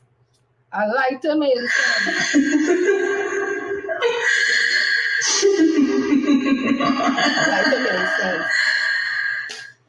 So I want to tell you about some men who Diablesse like had them tutul be and had them chupid. That they all upon the she, all no matter what she do. Some who get away, they coming back again. That is the woman I want to tell all about it. I have one named Jacko, and I call him, he in my opinion, Hawk and Spit. Because he's the one who wanted to spit on a journalist. And in order to spit on a journalist, he had to Hawk and Spit. So I call him Hawk and Spit. So this is Mr. Jacko. Jacko is saying he wants to get back in with the UNC. He wants the UNC again, so he wants to go right up under Madame Diablesse's dress. He see the cow foot and one the 7 toes or the 3 toes and like that and bother him. He see the face of it evil and wicked, but he had business about that because he had to get back that smell. I don't know what it is. I don't know what it is she have. I don't know if under that dress it have. Oh, meow. I don't know. Or is it zam zam? We don't know. But here what? This is what they had to say. So the UNC chairman welcomed Jack Warner interests for general election. This is October the 24th in the Newsday. And here what it say, UNC chairman Davindranath Rangtanku say he is heartened by his predecessor Jack Warner's willingness to contest the next general election. But he added that the party has a process whereby it selects candidates for any election. On October the 23rd, Warner said he was willing to be a UNC candidate in the election, which is constitutionally due by next August. If the party political leader, Prasad Bisasa, opens to the idea, I don't know if she opened when she lifts the dress and she, and then when they get a whiff and a smell, I don't know if that is the open talking about. On October the 22nd, Tanku said the population recognizes that the UNC remains the only hope for rescuing this country from the social and economic damage caused by the PNM. He added, I am heartened that we are seeing a substantial inflow of persons, including Jack Warner, responding to political leader call to those willing to serve at all levels of the party to come forward. A man who is almost 90 years old, they're happy to see he coming forward. Well, me, you know, if he could come forward, I know he had to back because we're in front of he can't stand up. Let me continue the thing. As a disciplined structured party, Tanku, Discipline and Michelle Benjamin say, take the highway and put it between your leg. And our next one was in a car with a man and she go and she report to the police that he kidnapped she. That is well disciplined. Well, I don't want to see what is discipline. As a disciplined, structured party, Tanku continued, we have a formal process as a well-known for candidate selection, including completion of a nomination form, assessment, consultation, screening, which is open to all members. Yes, and all end up with Pararat, and all end up with Saddam. Oh God, oh, he was confident of upward momentum and interest of people working with the UNC to win the next election. Princess, oh my God, I call the name and here he comes. Princess Tong MP Barry Paradat agreed with Tanku. The party has a process. Paradat was elected organizer. He used to carry his handbag, so he organizing still. I see he put on some wine inside our corridor thing. I say, oh God, oh, you can't wine so. He said as a member of the UNC NATEX, this was not a matter for him solely to decide or pronounce on. Before last August local government election, Warner said he had put his differences of Prasad Bisasa aside to join her and former National Security Minister Gary Griffith in a UNC NTA National Transformation Alliance coalition to contest this election that ended 7-7, the tie between UNC and the PNM. Warner was Shagwana's West MP from 2007 to 13. On the possibility of Warner running for a seat again, he can't run, Tanku. He had to stand in one spot because he looking like he done dead. On the possibility of Warner running for a seat again, Shagwana's West MP Dinesh Rambali said, Mr. Warner, like anyone else, is free to throw his hat in the ring. In the presence of UNC dispensation, it's entirely up to the leader, not up to him. Rambali is one of the 5 UNC MPs that have publicly questioned the ability of Prasad Bisasa to lead the UNC to victory in the next election. The others are Rushton Parry, Anita Haynes-Allen, Dr. Rai Ragbi, and Rodney Charles, Mr. Duppy. Parry, Haynes, and Allen, Rambali, and Ragbi all filed nominations with the UNC in May to be considered as candidates in the election, and all of them sitting right now in Parliament, them so and she so. Rambali said, as our own political future, I'm aware of the environment, and I've taken position. I'm aware might not be popular with the leadership. I'm prepared to face the consequences. Oh God, this man decided he's going to eat back up his vomit. Rambali was confident other avenues will open up that will allow him to serve the population. Parry, Haynes, Allen, Rambali, Ragbi, and Charles Duppy were not invited to a general election preparation meeting with Prasad Bisasa, chaired by the UNC headquarters. They have a headquarters. I know one time there was upstairs a rum shop. They had to go from there. That was opposite a funeral home. So now is it they really get a home or is it on loan? I don't know. They were assigned to the lower end of the opposition bench in the House on September the 9th. During the budget debate in the House earlier this month, Rambali said no man, no woman will decide when he speaks. But now that man is talking, Instead of that, like he using his feet. Warner still has legal issues to deal with before any consideration can be made with respect to his candidacy. Now remember, Warner is wanted in America to be extradited. He can't even go on a plane or a ship or a boat, not even to Grenada, much less America. On September the 19th, Justice Karen Reed gave direction for filing submission ahead of May 29, 2025 trial. Until then, Warner extradition hearing in the magistrate's court remains on hold until the High Court rules. Warner raised the new constitutional challenge last year, some 8 years after he was interdicted in the U.S. on 29 charges of fraud, corruption, and money laundering, while he was vice president of the football governing body. In March 2023, Warner, who FIFA banned for life, the man banned for life, but he's looking for political life under she and smell that, I don't know what that scent is. Raised a specialty argument under Section 14.4 of the Constitution, complaining there were inconsistencies relating to charges he faced in the US. I ain't going to read no more. They might find I'm making joke with this thing. But you know I have to say this, because them is the same people. I can't take these people serious. I can't read no report about these people serious. Jack Warner want to go back again under the UNC.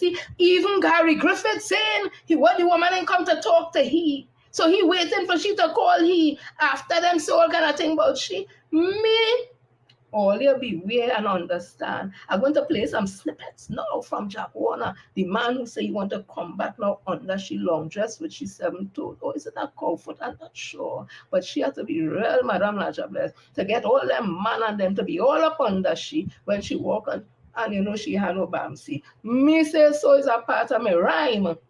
If they vex with it, well then what I would do? I want my life.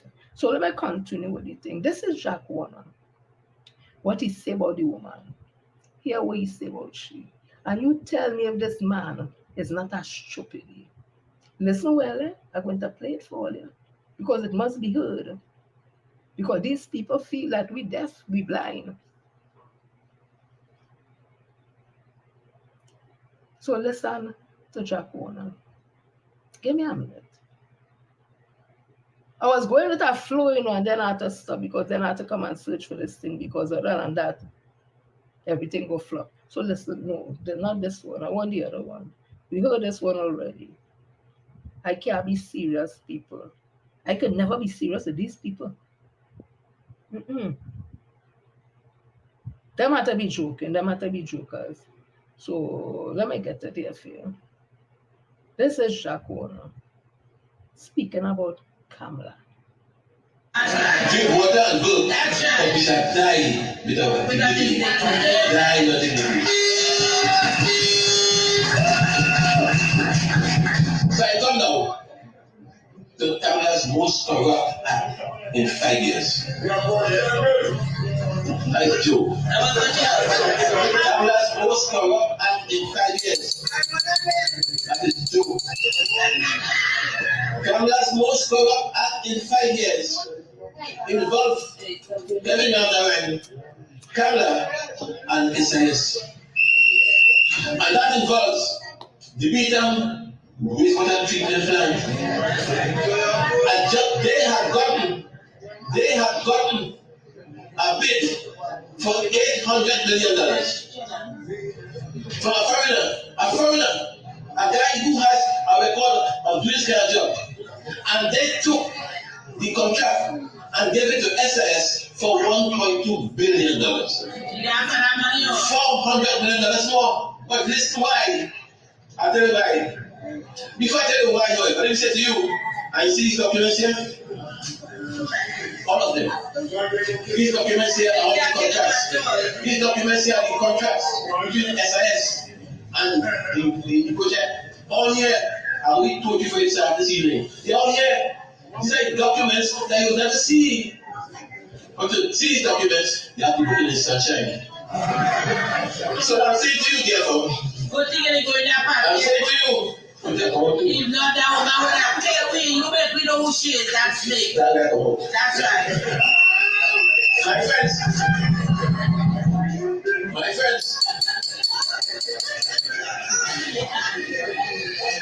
My friends, SAS did not qualify to do the project for 1.2 billion. They had zero experience. This document tells you how to qualify for the project. They said, of course, proven track record of design, construction, installation, commissioning, operation, and maintenance of one water recycling plant. Exactly, do not know that. Or proven track record of construction, installation, commissioning, operation, and maintenance of two desalination water treatment plants. I said, no, nothing about that. Or proven track record of construction, installation, and commissioning, operation, and maintenance of at least two large complex industrial manufacturing plants. What I say is no, it's very good in Cuba. No experience. Or pipeline experience. So I'm saying therefore, according to this, SIS did not qualify to do the project. They had zero experience. The contract says no advance payment must be made. But NGC gave SIS 32 million US in advance. In other words, NGC gave SIS $207 million. But the contract said no payment in advance. And when I made this point, of course, when that idiot from National Power says that is not his money, it's NGC money, and he don't handle that.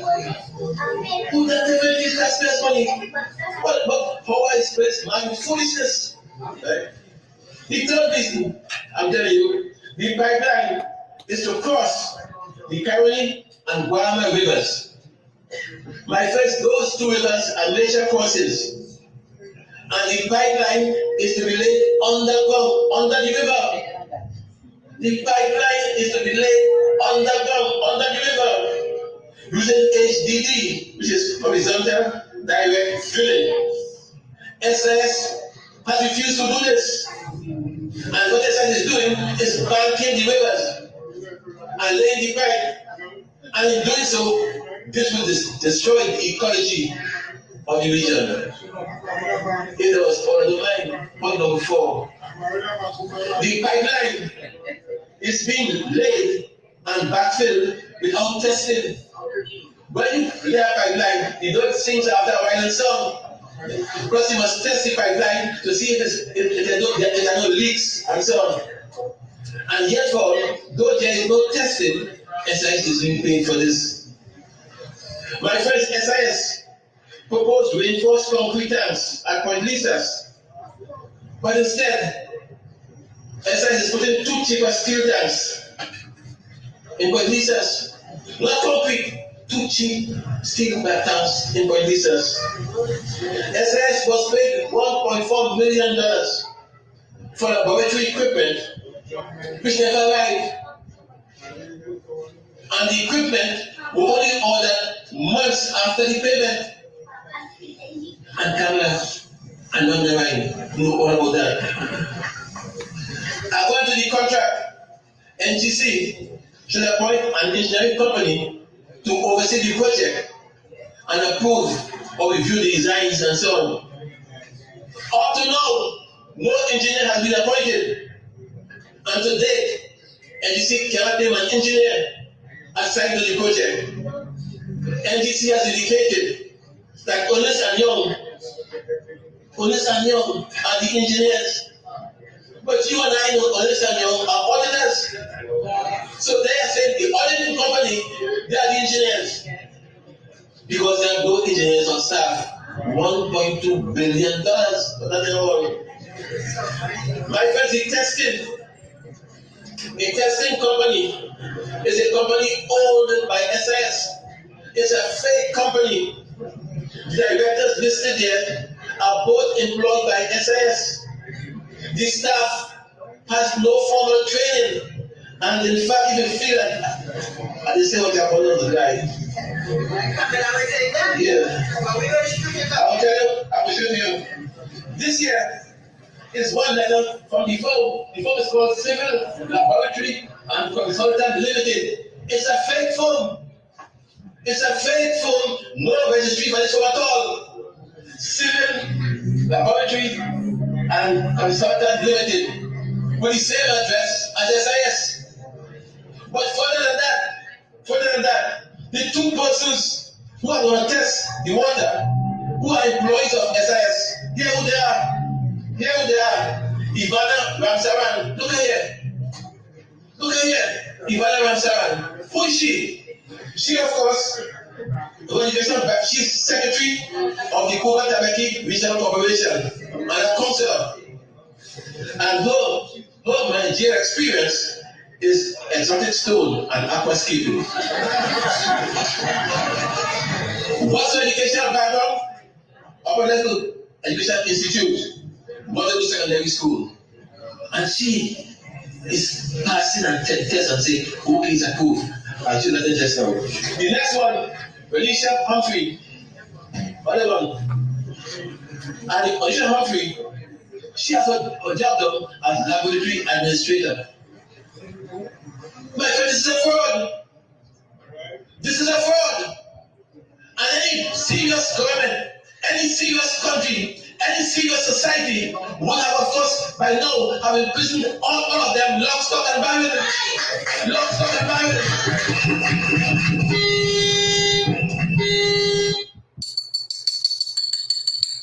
I've seen Kato saying that they forgive Jack. It's not about forgiving Jack, you know. It is about having morals, ethics, which always seem to have none. Thieving is not an issue. Corruption is not an issue. It seems with some in the UNC and some who support the UNC. It is simply thief. But you know, the sad thing about it, if it's not an issue, then why all of us always talk about private and O'Halloran and the next man there with who build Napa Sapola. Well, let's talk about that. If thieving and corruption is not an issue, why are they worried about what they says corruption going on in the PNM or in the government? Why are they talking about it? That's all they say happening. Because if it's not an issue for all to thief, but again, they like to say, hear the conversation. And this is just the talk how people are talking. Thief don't like to see thief with long bag. So because you don't thief, you feel everybody else does thief. So if you have your long bag and you're thieving, you see somebody with a bag, you tell yourself they're thieving too. But then if that's all they're thinking, then what does worry about yourself for PNM for? Thief, corruption, nepotism, abuse in all forms. No problem is UNC. But the PNM, here the Chopato, they held a higher standard. Everybody had to be held to a high standard. Don't drop that on PNM alone. Everybody. But Kato again, because all they don't have nothing about all you. Nothing. That is why you will say it's not a problem. Or they forgive Jack. Let me tell you something. You're really not from the Indian community. They may forgive Jack nothing. They will use Jack if they see he could be used. And when they finish, just like how they put his ass in jail and sign the warrant in a minute for the extradition, when they put that next one to get the Kobo sweat. That one with the gray hair, Gavin Nicholas. Because they had no more use for him. Money he thought and drink out in the election to make she queen. Money he thought and drink out from Jack Warner, wherever he get it from us to make Kamala queen. And when they done make he queen and she come in as the prime minister, they had no need for him again. So when the extradition warrant come, they sign it in a one and lock up his ass. And it's because of that why he started to come out and talk. Because he finally get them so much. Remember that man say he's not giving African people nothing. He gave all scholarship to Indian children. He said them thing that way. So he gone back again. Whatever little money he has in the piggy bank. When they don't break the piggy bank, that piggy bank can't get put back together again. Is this whiff? Is it whiff from under the dress the Mercedes get? I don't know. Listen to Jack Warner again before I go. These people, I had to laugh today. I had to make this a joke. They can't be serious. This is what Jack Warner said. Oh God, oh God, oh God. This is what Jack Warner said, right? Jack Warner tell we this when he was interviewed by Rennie Bishop. Want to continue with ILP, the party, because the gentleman who was by just this morning is the leader of that ILP. Let's look at 1919, for instance, and say that we come up 1990 or 2020. So either 3 seats where you did as a party to contribute. Where are you going? Would you go with the UNC? We will not go with the UNC. We have said it quite clear that under no condition we'll go to the UNC. We cannot impose on this country anymore one of the most corrupt government this country has ever seen. Let me get to you. In the past, when you have governments and they were persons in the government who were corrupt. So you had PNM and you had, of course, Ohalaro and you had Pevat and so on. But never in this country's history have you had a whole government that is totally corrupt. There is not a single minister you can point your finger there and say who's clean. Do you feel that if what you allege is correct, do you feel there is need for a serious investigation post the election at which people should be held accountable? And that can only be done with a new government. And that is why I'm saying again, it will not be the UNC, because the same thing will continue. We have some of the most absurd. I mean, if you look at WASA, for example, I have some documents in WASA. It will blow your mind. If you look at the kind of payments they make for jobs that are not done monthly. So, I mean, it's ridiculous. And Mrs. Osati says is aware of all of this. All of this. I mean, housing, the same thing. Trade industry, the same thing. Wherever you turn, and what is worse for me, really, is over the last 5 years, in this country, corruption has become the norm, become the way of life. So everybody believes to get something done, you have to pay for it to be corrupt. And that's sad. It was not 25 years ago. I repeat, you had pockets of corruption, but now it is all pervasive. And that is the UNC's legacy to this country, and that must change. You're going.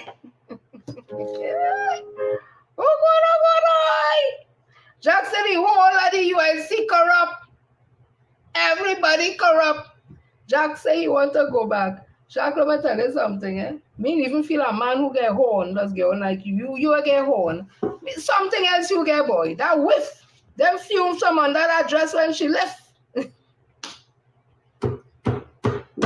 Or then listen to Victor Roberts, and this is very recent.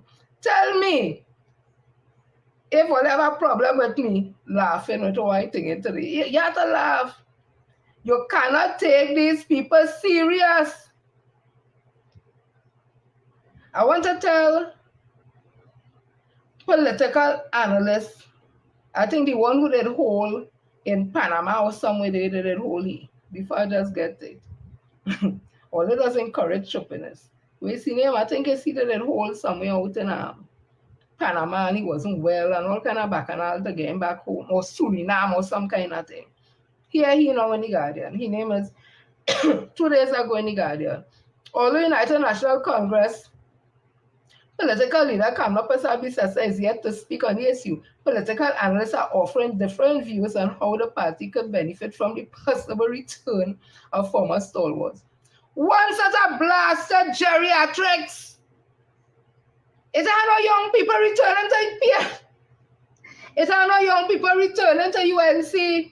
When you look on the PNM side, a lot of young people you have from Helicona Foundation coming up. Young senators like Senator Runuka, you have Dr. Nain Gaspi, you have Brian Manning, you have Emery Brown, you have Foster Cummins, you have Minister Stuart Young.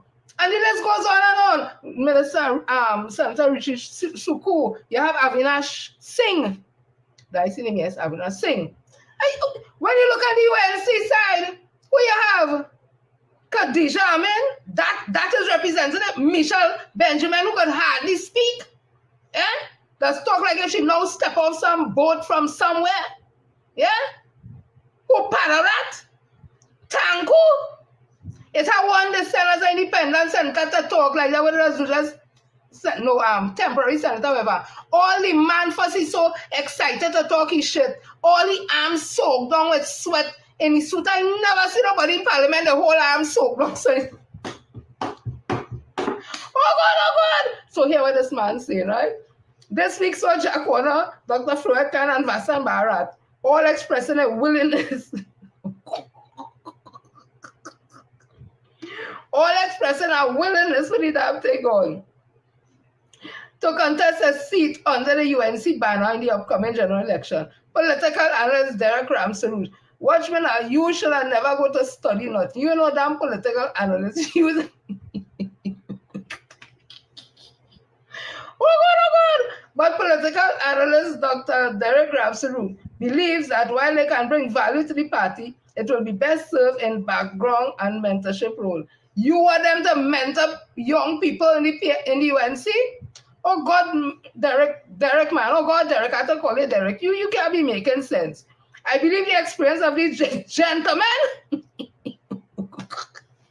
I believe the experience of these gentlemen can bring political benefits in the campaign when it comes to organizing voters support. However, whether you wish to have these gentlemen to run, why you only putting in with gentlemen so you know your hands slip every time, so you have to make sure you put gentlemen, right? So you have to put row. I don't know. I just said. Run a particular constituency may not be strategically best way forward if the UNC wants to create a new image for the party in the next general election. Ramsey contends that the men could also entice the swing voters. Jack Warner could entice any blasted swing voter? Swing on what?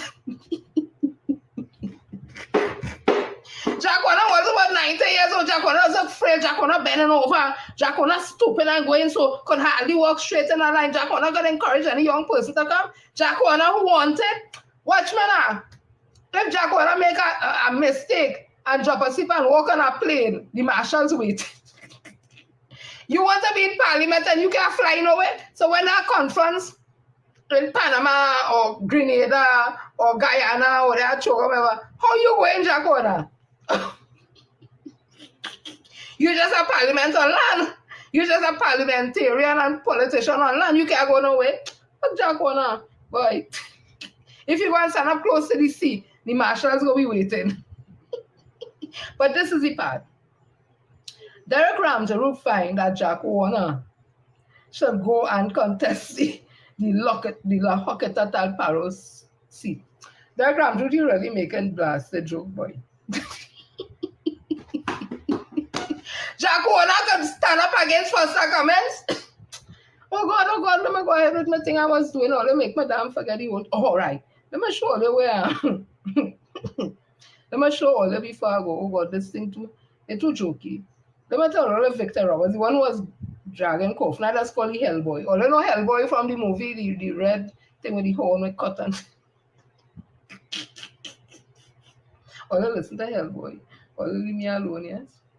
Or you listen to Hellboy now. Oh God. I'm not able. Very damn thing. So look at my minute. I want to see Hellboy face. Jesus Lord. Victor Roberts, listen to me, darling. You and David Lee all they need to warn people when all they're doing live and talking. Just want to say PG or something. Say so we prepare ourselves. Don't just come up and we just so, right? Don't Victor Roberts. Blessed morning all. You know, for the past week, I hear some men attacking Anita Hicks. Men who have all kind of allegation. Men who have allegation with conspiracy to kill a woman. Men who have allegation with $3 million in a bank, who is the mother only child. Men who have allegation from the savannah to the Gold Coast. Men who have allegation for big rigging. Men who have allegation for all anything. Feel they could go on social media and attack a young, vibrant, educated, ladylike individual, Anita Hayes.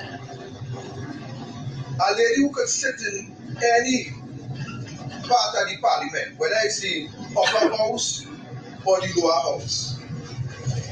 A lady with so much talent that them boy and them can't even suit this individual because she don't have time to waste her time. She don't have time to fight up with people who in the public domain as corrupted thieves in the political arena. They call them all kind of dissident and this that and this the other. But they look from where I sit, they are not dissident, you know. They are straight. They straight, no allegation, none of them. Rambali, Rushton, Rodney Charles, Rai, Anita, straight like a pin. They ain't bending no, they ain't bending forward, they ain't bending backward. Like some of them politicians that are talking about.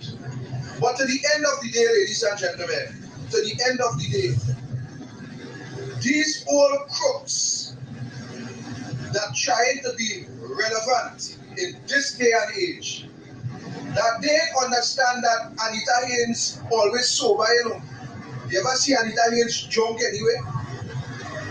You ever see this young lady drunk anyway? This lady conduct herself as a professional, unlike those who feel they could condemn her. So to the end of the day, all the careless self a break and come out of the public domain.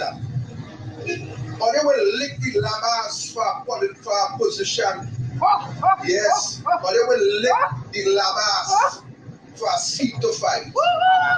You understand? Or they don't care what they have to do to get a seat. So all they will do all the bidding. All the bidding all they will do for others who fight the door. But let me tell you this, Anita don't really need nobody to defend her, you know. But I want to let you know that I am going to be the guardian angels for every dissident. That all they call dissident, I am going to be the guardian angel. Before I call them, this is straight. They're straight like a pin. So this is just a preamble. I am ready to deal with all here because I'm going to call out all here one by one and deal with all here as time gets closer. So until such time, enjoy all the watery mouth. Right? Or let diarrhea mouth, or let enjoy that for the time being. I will deal with all when the time is right. I out. Olia, that was Victor Roberts, aka Hellboy, was dragging Coffin, all them was up together. Let me tell you something, these people, if I really seriously get serious in this thing. But I like that term used. Labas liquors. So Diablesse, labas. You know, it never kind of flow. So queen of the labas. Oh God. Just a minute. Let me tell you something. You see all that talk Victor Roberts and them talking? And Parry and them so and all that. Next year goes to an election for all them coming back together as one. They go find all kind of excuse. Them coming back together as one. Parry can't form no party and win nothing on himself by your own. Why didn't come out and form a new party? They want to surround the same UNC with the same kind of service and say, yeah, you talking about drunk? So you see, when we talk about drunk, does that have a problem? Who are you talking about to be drunk? And we hear that Kamala be drunk and fall down. We hear Panda said Jackson she fall down drunk and Ganji statue. We hear Philip Alexander say she was drunk somewhere. Jerry called her and said, oh God, you're mad drunk and she's singing Philip come and get she. Everybody talking about this woman drunk and fall down, drunk. You know, people afraid to say it. So here we're going to ask. I'm asking Kamala Persad-Bissessar. Kamala Persad-Bissessar, have you ever smoked marijuana? Kamala Persad-Bissessar, do you smoke marijuana? Kamala Persad-Bissessar, are you a chain smoker? And Kamala Persad-Bissessar, do you have a problem with alcoholism? Or are you an alcoholic? Those are my questions. You see the other thing, Zami, this and that is your personal business, anything. Once you're taking taxpayers' money to get to nobody for Zami, you go kill. That's the whole thing. But we want to nobody drunk and fall down. Or on the next one, do you have prosthetic toes? There's no shame in that. Own it. Because every time Dr. Rowley go away for medical thing, or they'll be all up in the man business. It's all right, yes, he's the prime minister, but he's the opposition leader in waiting prime minister, you see. And we never know where's the health status. Where's the health status? Last time you open your cupboard and two tin of peel, they come down one time and fall on 1 foot at a time. That was choreographed. I've never seen that. I'm going now when I'm finished, open my cupboard, put two tins of peas to the edge and stand up and wait for them to just fall out of my foot.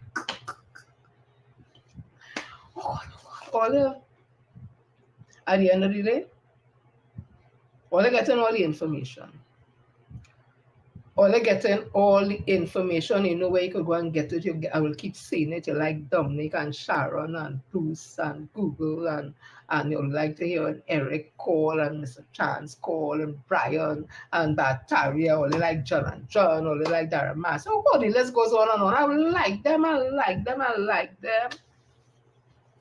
What are they going to do with the information? What are they going to do with the information? Or they're going to keep it all themselves and just so good. When the show starts, I'm going to sit down and listen. I'll be right there listening. We're going to do the information and keep it to yourself. Because come 2025, the normal amount of people that vote PNM, that's not enough, you know. That's not enough, you know. It'll be landslide, you know. So take the information and carry it out. And I want to address how somebody called Tobago Rose. PNM had their Diwali celebration, and I carry my pumpkins because I'm a liming partner. Once I go in anywhere, I can carry my can because we just lime all over together. And I take out some pictures, or whoever take out pictures, and I post them up. And this Tobago Rose woman would say, I just bad talk Indian people, but all up in the thing. Let me tell you, illiterate dunce. All illiterate and dunce is basically the same thing. Let me tell you, illiterate. And you can go on your page and say what the hell you want to put on me again. Let me tell you something, it's so stupid. I don't bad talk Indian people. If I read in things that documented, how the hell that going to be bad talk? You understand the term bad talk? I don't bad talk Indian people. I don't speak about things I read. And I always says not all Indian people. I can't talk for all Indian people. Just as you can't talk for all African people, because at the end of the day, it's human beings.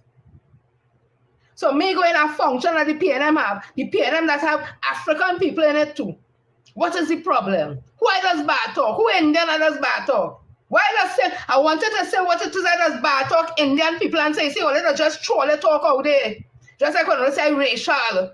Because I say, if they can't say, hey, go Guyana, go Grenada, go Suriname, Canada, and all that, because the people was talking about the place so hard, and they had Indian surname. I don't know if it's really Indian or not. I said, based on the surname, it look like Indian people. If you're so hard and it's so bad, go! And I tell all of them, all they make all the video and cut it up and thing it, I say I could say it again and again and again.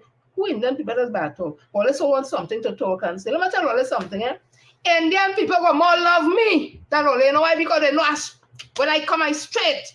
Me I come and no zigzag around them. They know what they see is what they get. And they know me I come in to beg and look for nothing.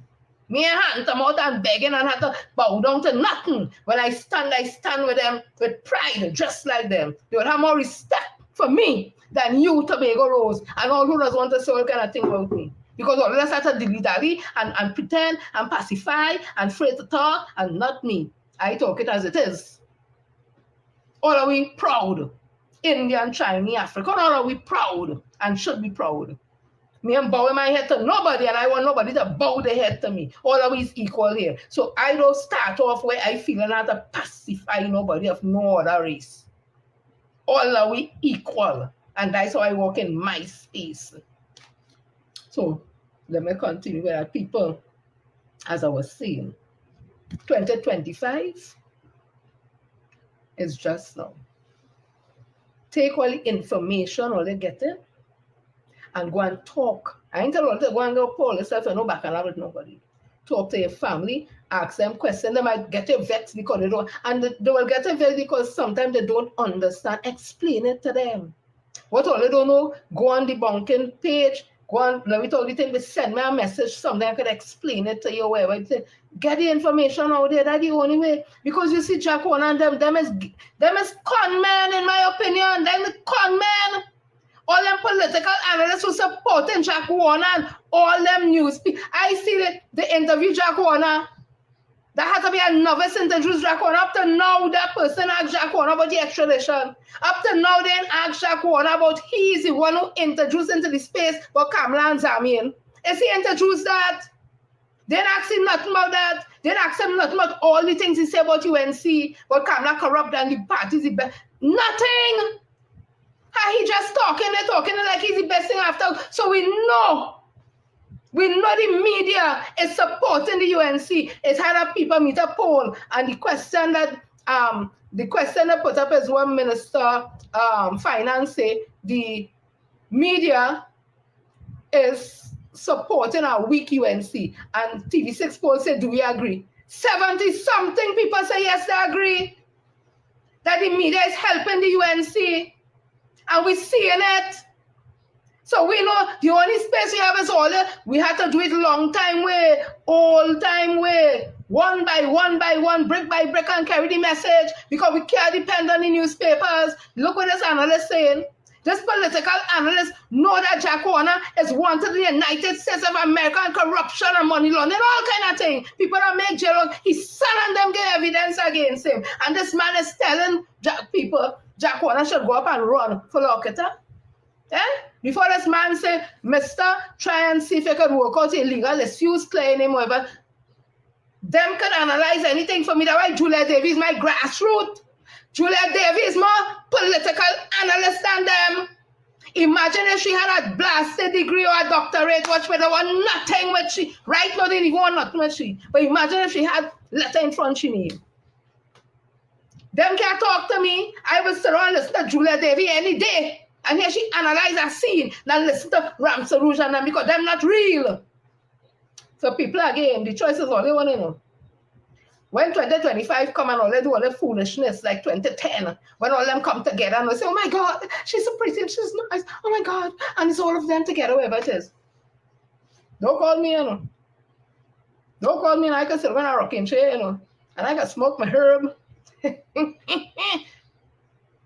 is decriminalized, so don't go there, but I don't smoke. I was just saying, I could rock back in my chair and watch my birds and all the animals running around and thing, eat fruit and thing from my mango tree. I have a Judy mango tree. It have this, that thing. The view is nice, ocean view thing. And I cool it. I'm doing this because I'm concerned about all the children future, Indian, Chinese, all our children, African children future. If all they allow the UNC to come back into office after all the hard work, Minister Stuart Young, Dr. Keith Christopher already doing the energy sector, all the deals and contracts signed, the hard work that Dr. Nayan Gaspi doing, the hard work that what's she name?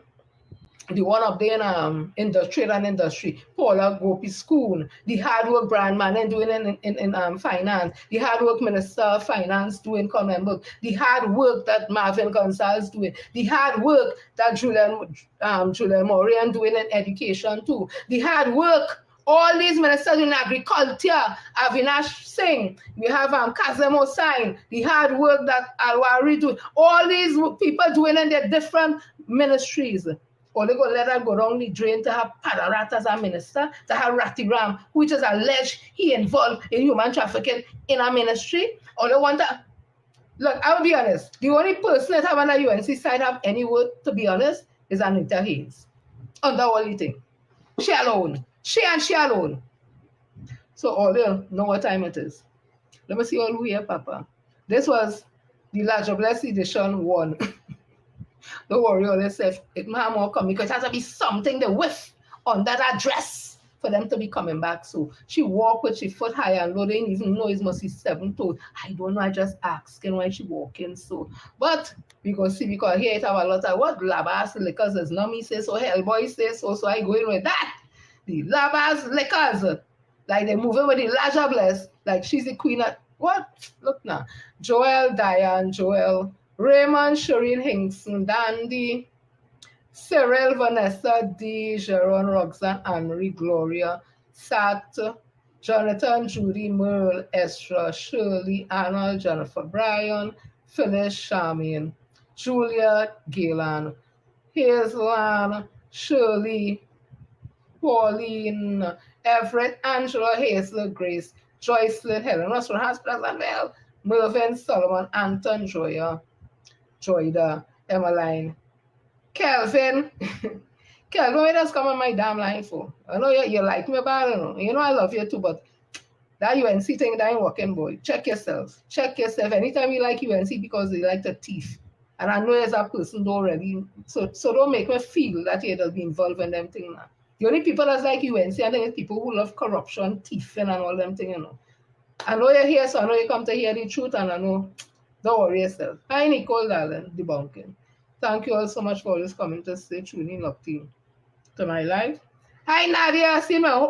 Nadia Lewis. I think I'm a whole cousin, no, if I'm mistaken. Jenny, I saw you in your Sunday. That was my Sunday best, but you ain't seen nothing yet, but I'm to you. That's just a little teaser. When I dress up, I will post it up and show you. Well, I'm here. People, bounce up the whole crew. We were looking forward to the next one. So we're like, yes, Diablesse Chronicles, boy, I have to come again, so I have to find close support next time. Oh, God. I played myself in real drama here. So it will have the Diablesse Chronicles because I want to know what them with under that dress. That's how all them them can't even stand up. I don't even know if they are. Oh, God, all them. Click, click, click. Let me stop that. Oh, yes.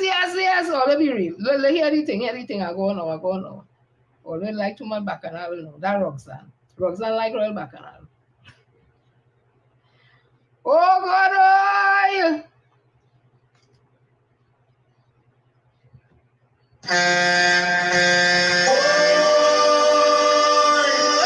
PNM coming.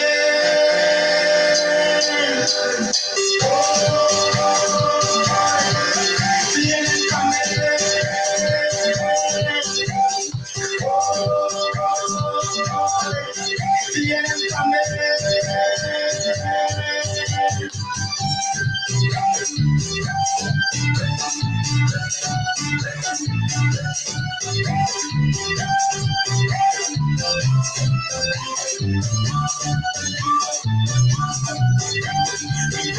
PNM on election. Coming again. PNM coming.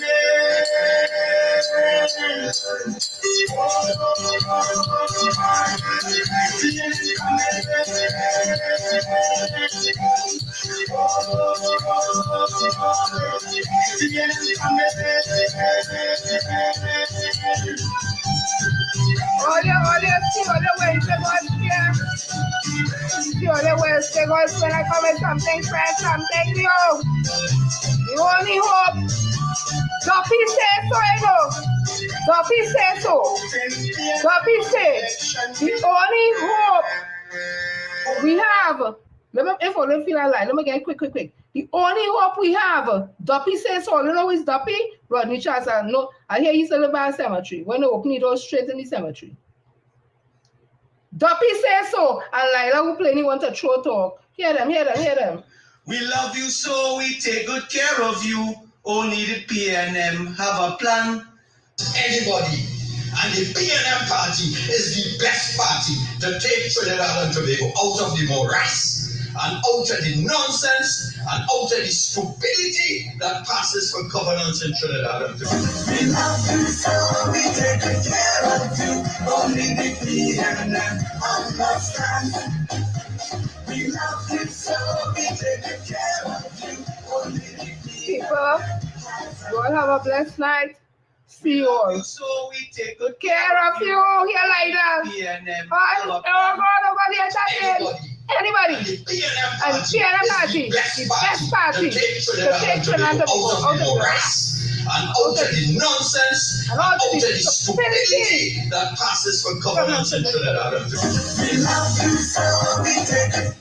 Let me tell you something. When people talk, the Freudian slip is what happened in the subconscious. He found that it was PNM, so you know the truth. The pay! Watch for now. All you go start to talk more. All I go and I have a blessed night, everybody. See you all Wednesday. Gospel coming something for something new. And probably Chronicles of the Diablesse will continue. Because I want to know what they whiff. Now I hear there's labas liquors. Watchmen, I couldn't get more. It's a comedy fest. That's all I can tell you, but we know the assignment come 2025. Know the assignment come 2025. Don't study them jokers, you know. Watch them laugh and talk and giggle. When they come to do what you have to do, be serious about that. And I go on, I love all about Kato.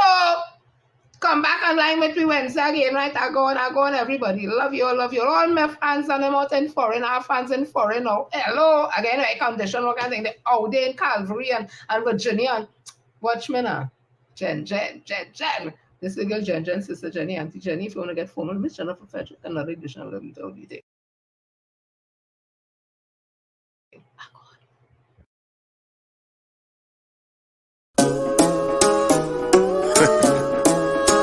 Well, I go let the rest of them tell you to whine. But right about now, well, the story.